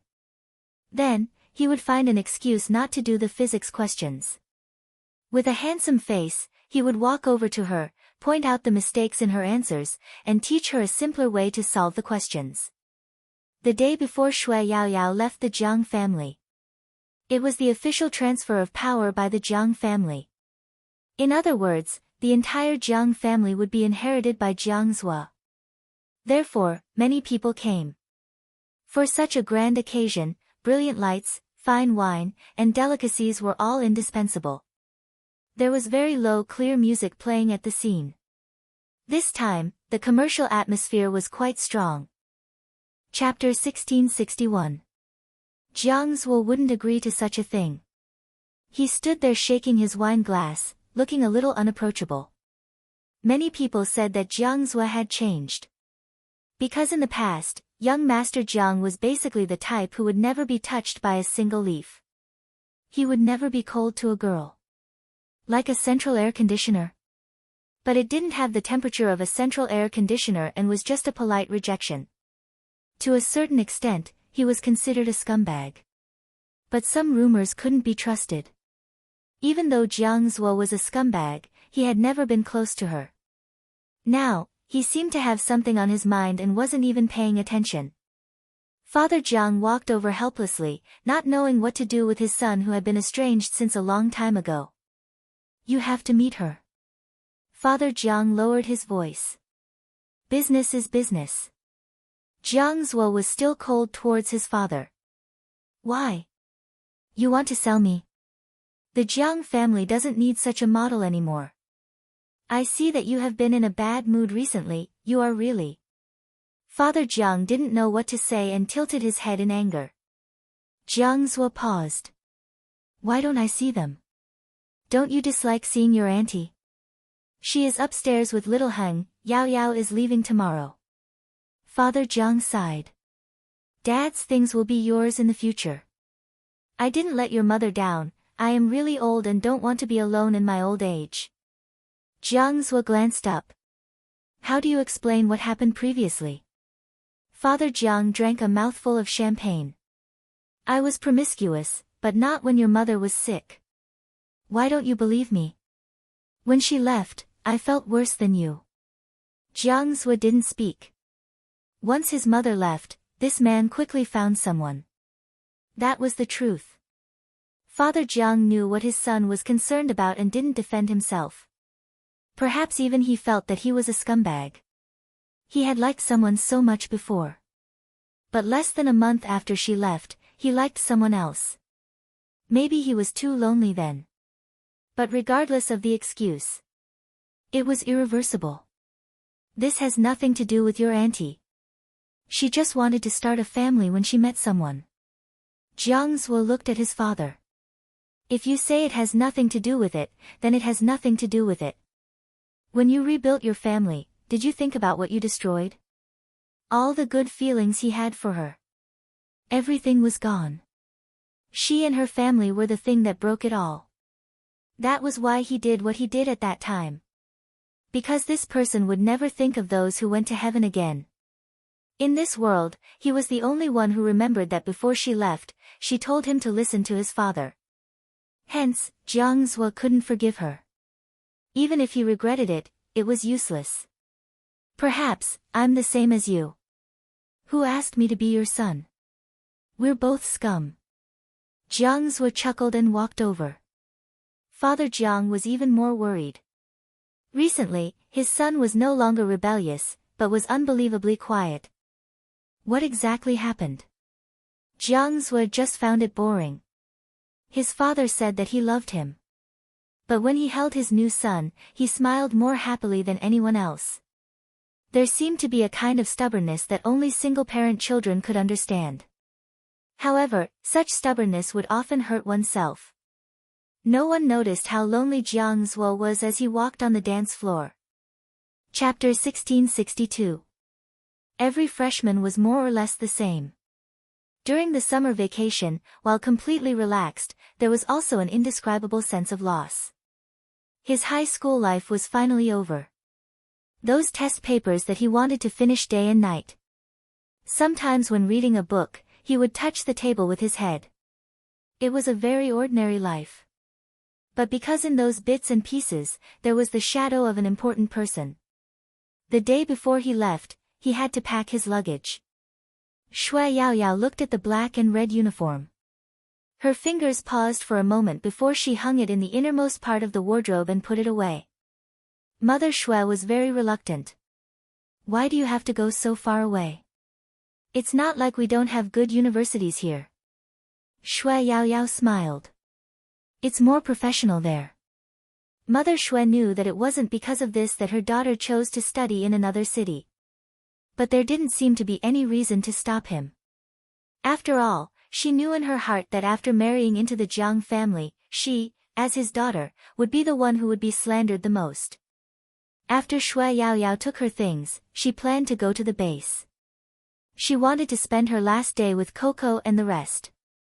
It was said that Coco would be leaving soon as well. He wouldn't be competing anymore and would be going back to inherit the family business. In the future, it would be in a different city. She was fine. The place she went to was a coastal city in the south, and the students didn't feel much pressure from the competition. It was hard to imagine Coco in a suit. Shui Yaoyao smiled and picked up her luggage. Considering that there were too many people in front of him, he took the back door. Mother Shui and Yaoyao's little brother saw them off from behind. However, he didn't expect the two of them to go up. At the corner, Shui Yaoyao saw the figure leaning against the wall. After seeing her, Jiang Zhuo glanced over. The two of them had not spoken for a long time. Now that they were standing face to face, they felt like strangers. But Shui Yaoyao was really different from before. It seemed that the embodiment of maturity was that even when facing the past, you could still act like an adult. He greeted her calmly. Because in this relationship, you're not the one with regrets. I'm going, Shui Yaoyao said with a smile. Jiang Zhuo clenched his fists and replied faintly, MMH, Shui Yaoyao took a step forward. The moment they brushed past each other, his wrist was grabbed by someone. It's not like there aren't good universities here. When Jiang Zhuo said this, his voice was hoarse. Didn't I arrange it for you? If you want to hide from me, there's no need to go to another city. That contract is over. What else do you think I will do to you? Shui Yaoyao paused. To a certain extent, she understood Jiang Zhuo. After all, she used to know what he was thinking. In this situation, he was merely trying to keep her. Shui Yaoyao was indeed a little surprised, but there were other emotions. It's not because of you. I've really lost a lot of weight. In the past, I didn't even dare to think about it. You guys are all amazing, the kind that you were born with, but I'm different. My family background and appearance are so ordinary that I can't be any more ordinary. I'm even known as the damned fatty in people's mouths. A long time ago, I really felt that hard work was useless. I liked to fantasize that I was Cinderella who would meet her Prince Charming. It wasn't until I met that person that I realized that I had to drink more poisonous chicken soup. She said that she was obsessed with appearance.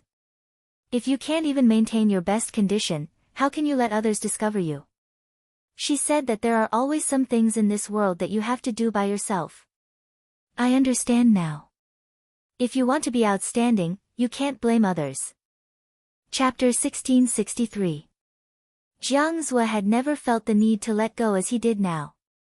Actually, it wasn't impossible to stop her. She cared about her family the most. He just had to make use of this. Jiang Zue had been a businessman since he was young.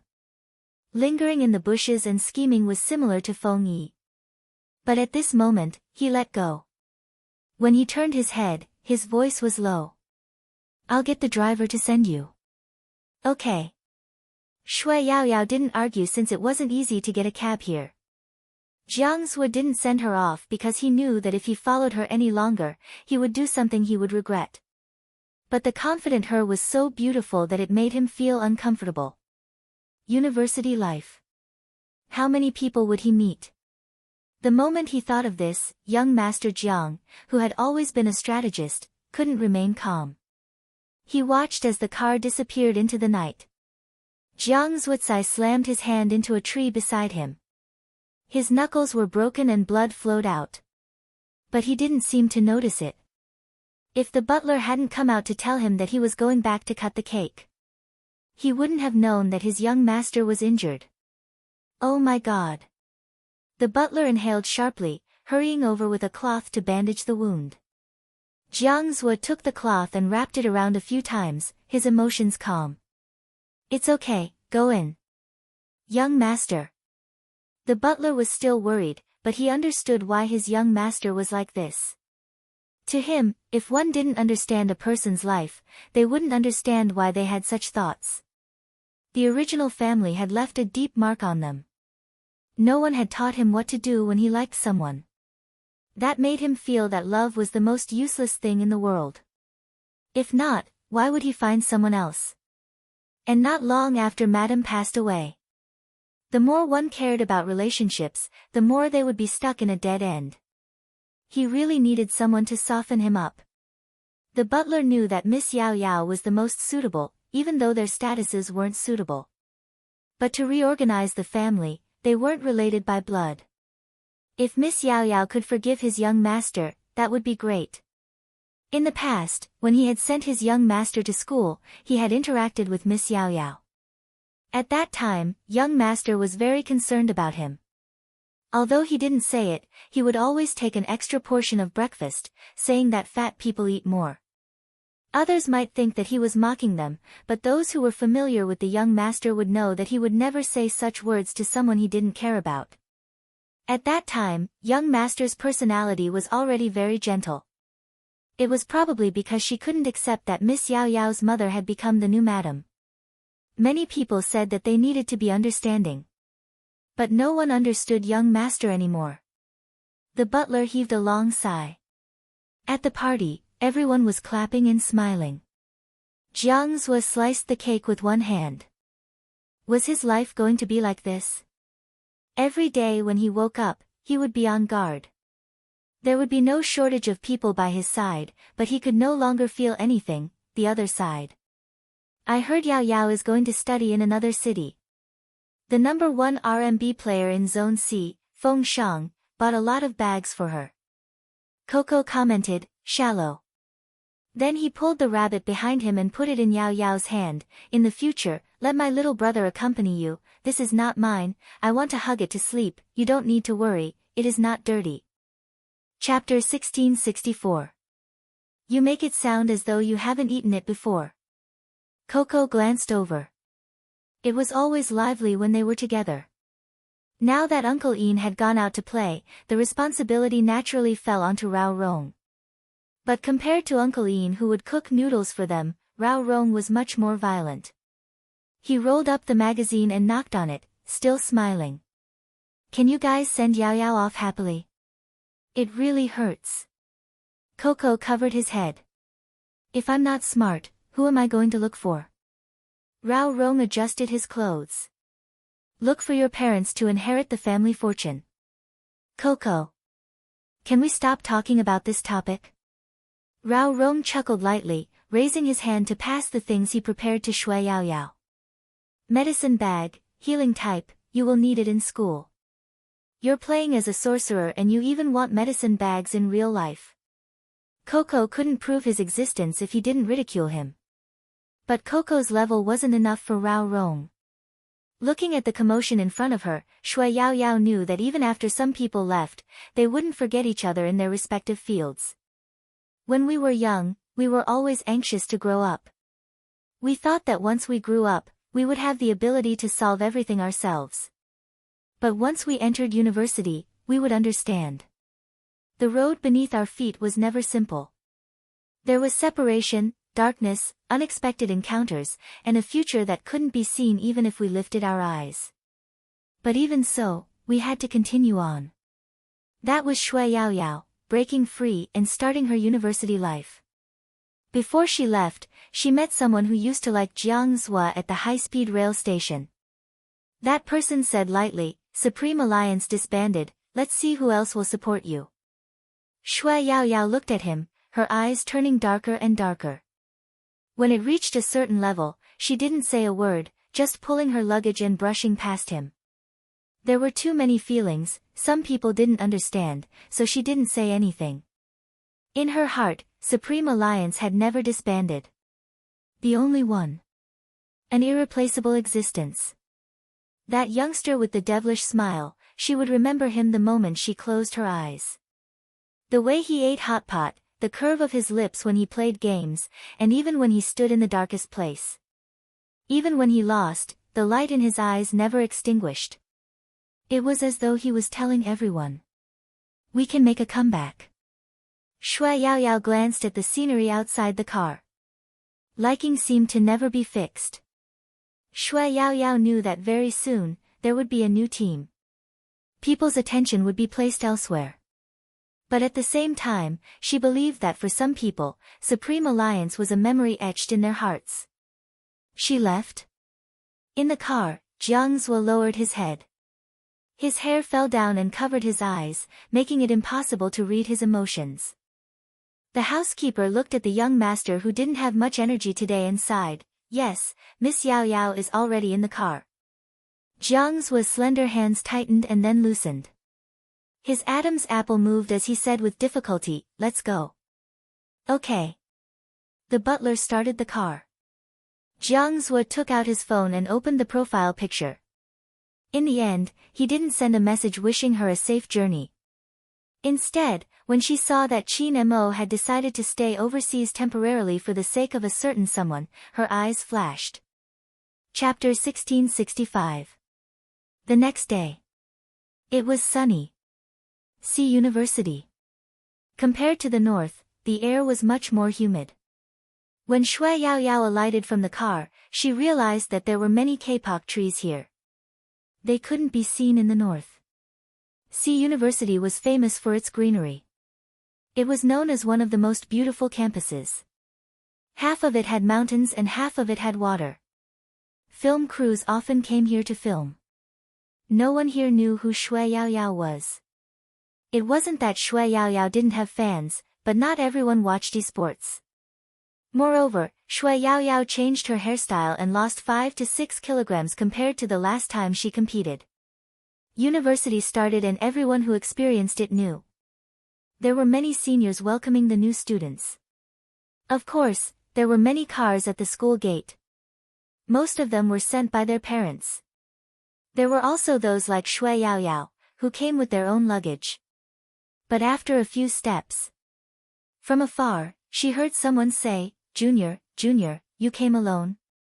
We are here to welcome the new students. Let me carry your luggage. Shui Yao Yao wanted to say no. But the person didn't even give her a chance to speak. Don't be so polite, just call me senior. With that, he revealed a row of white teeth. He was handsome and bright. Shui Yao Yao thought that this should be normal university life. Thank you. You don't have to, we welcome the new students to provide convenience for the juniors. The person was still smiling. A guy rushed over. Only for the juniors? You don't care about them? This junior is alone. I don't believe you, you must think that she's pretty. It's wrong of you to think that way. That's what I thought, I'll send her. The guy snatched the luggage and smiled at Shui Yao Yao. Junior, where are you from? You don't have a boyfriend, right? You must be single since you're so pretty. F***ck, you're too much. It's rare for a pretty girl to come and you want to interfere. The more Shui Yao Yao listened, the more she found it interesting. She lowered her lids and smiled. The two of them were stunned when they saw that smile. They had just been far away when they saw this girl. Carrying a suitcase, she walked straight ahead with a smile on her face, looking very gentle. Nowadays, there weren't many girls like her. Even if she was like a green tea, she would still be likable, right? But when he saw her smile, he felt that she was not green tea. Green tea should be blushing at this moment. Seeing that they were looking at her, Shui Yao Yao said, I can carry the luggage myself. There's nothing inside, and I'll just follow the crowd and I'll be able to find the girls' dormitory. I won't trouble you guys, thank you. He left just like that. The two of them looked at each other and were about to step forward. He heard a voice by his ear, who's that? Who? A new junior. Wait, F***ck, it can't be. Oh Elf4, don't tell me you're interested in her. That person glared at him. The girls of C University will cry if they find out about this. The newcomer smiled. When the corners of his mouth curled up, there was a hint of coolness. It's incredible that I'm interested in people. No, this new junior sister is indeed pretty, but you don't even pay attention to our school belle. Why are you interested in her here? Chapter 1666. Yao Yao didn't know that someone was interested in her. She pulled her luggage into the dorm. University dorms were usually for 4 people. There were 2 layers of beds and a common desk near the window. Southern universities had a strong design concept. Some new dorms would be like graduate dorms, each bed would have a small table that could be stretched out. Shui Yao Yao looked at the bunk beds that were completely different from high school. She truly realized that this was the start of her new life. The moment Shui Yao Yao came in, a cute girl on the upper bunk said, "Wow, another pretty girl came in. Our dorm room is really pretty." Beauty. Shui Yao Yao had never been called that before. But she couldn't deny her beauty after losing weight. After hearing that, Shui Yao Yao couldn't help but laugh. Senior Lin Feng used to say, "Little Spade, let's form a boy group and debut. Since we're so handsome, let's bring Zhao Sanpang along. He'll be in charge of praising our boy group." Senior Lin Feng used to say, "Little Spade, let's make a debut as a boy group." With that thought, Shui Yao Yao paused, not allowing her thoughts to continue. She lifted her head and looked at the girl. "Hello, I'm Shui Yao Yao." "I know." The girl with a doll's head glanced over. "There are names here, I'll stay on the upper bunk, Li Tao, you can call me Peach." Shui Yao Yao chuckled. "Peach. Beautiful, you're too beautiful." Li Tao chuckled. "I'm going to the school's website to sign up. By the way, our pretty dorm is super high." "That's not a good idea." The girl who had just made the bed wore glasses and was very artistic. Who would praise their own dorm? Peach, stop fooling around. Yu is right. Li Tao was naive. "Then shouldn't we go to the dorm for a meal on our first day?" The girl named Yu nodded. "That's possible." "What about Yao Yao?" Li Tao tilted her head. Shui Yao Yao smiled. "I'm fine too, I can head out after tidying up. Then we're left with our goddess Zi Xian."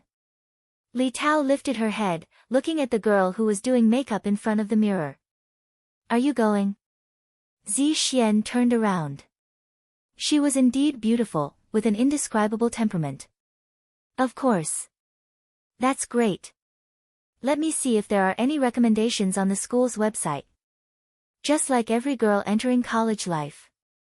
Shui Yaoyao listened to the chatter in the dorm and began her most ordinary life. It was different from how he used to look forward to playing another match every day. Now, there seemed to be a sense of a long and thin stream of water. Generally speaking, there were many small restaurants near the university. Especially in the student city, there were many restaurants with good food and reasonable prices. Li Tao quickly locked onto one of the restaurants because it was decorated in a small and clean manner. It was also a place to eat skewers.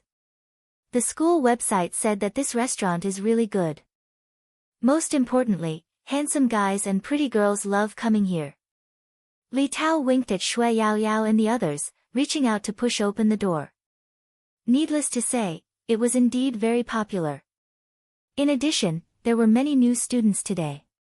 It was their first day meeting each other, so they all wanted to have a meal together. The weather was hot. Of course, it was better to eat in an air-conditioned place like this. Therefore, there were even more people. We won't have to queue for a long time, will we? Chapter 1667. Shui Yaoyao turned her head and smiled. Senior. Yaoyao turned her head and smiled. Senior. Shui Yaoyao turned her head and smiled. Senior. That person wasn't anyone else, it was the first person Shui Yaoyao met when she entered the school gate. Your dorm. Shui Yaoyao nodded. The person laughed.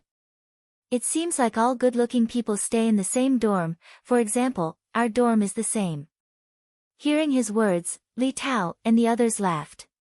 You can't find a seat, right? Junior, wait a moment, I'll talk to 4. No, let's sit together. The person said quickly, turning and walking over. Li Tao asked, Yaoyao, this senior is so funny. How do you know each other, were you friends before? No, he's the senior who welcomes the new students. Shui Yaoyao was impressed by his friendliness. He was indeed passionate but also interesting. Li Tao nodded and then blinked. We just met once and he's already so close. Yaoyao, could he be? She didn't finish her sentence. A voice came from the other side. That person waved his hand. Junior sisters, come over here. We can make a table for 4 more people. You girls are thin, so it won't take up too much space. No one didn't like such words. Not to mention the cheerful Li Tao, even the quiet you couldn't help but laugh. Are we going? Shui Yaoyao still had to ask for her roommate's opinion. Even though the girls had different personalities, they were all quite generous. Of course. Let's go. Shui Yaoyao started walking. It wasn't a big deal, but when they were about to reach the table, Li Tao suddenly exclaimed. Oh my god, why is it him? He, who? You asked. Li Tao didn't dare to point. Look at the most handsome person sitting at the table, he's C University's famous school hunk, he's a first-class protected animal. Not only is he good at everything, he looks like a celebrity. I was just looking at the school's website, I didn't expect the heavens to let me see him in person. Hearing Li Tao's words, the others all looked over. The quiet you blushed. I've heard of him too. He's 2 years older than us and has always been quite popular. School hunk Lin Yang, even the professors like him. The one in the white shirt. After Zi Xian sized him up for a while, she smiled and said, he does look good. Does he have a girlfriend? Zi Xuan, why are you so direct? Li Tao lowered her voice. I can tell you that he hasn't. Senior seems to be quite busy recently and hasn't been particularly close to anyone. Shui Yaoyao was amused by their conversation. After all, when he was with that person, no matter how handsome a guy was, no one would look at him. His gaze would only land on that person. Amazement seemed to always be used to describe that person. Silver hair, arrogant handsomeness, lazy and gentle. It could be said responsibly. After seeing such a person, it was rare for Shui Yaoyao to think that someone was stunning. As time went by, he became the least excited one. However, it could be seen. The person sitting at the dining table was not bad looking. Even in such a noisy environment, he had his own aura.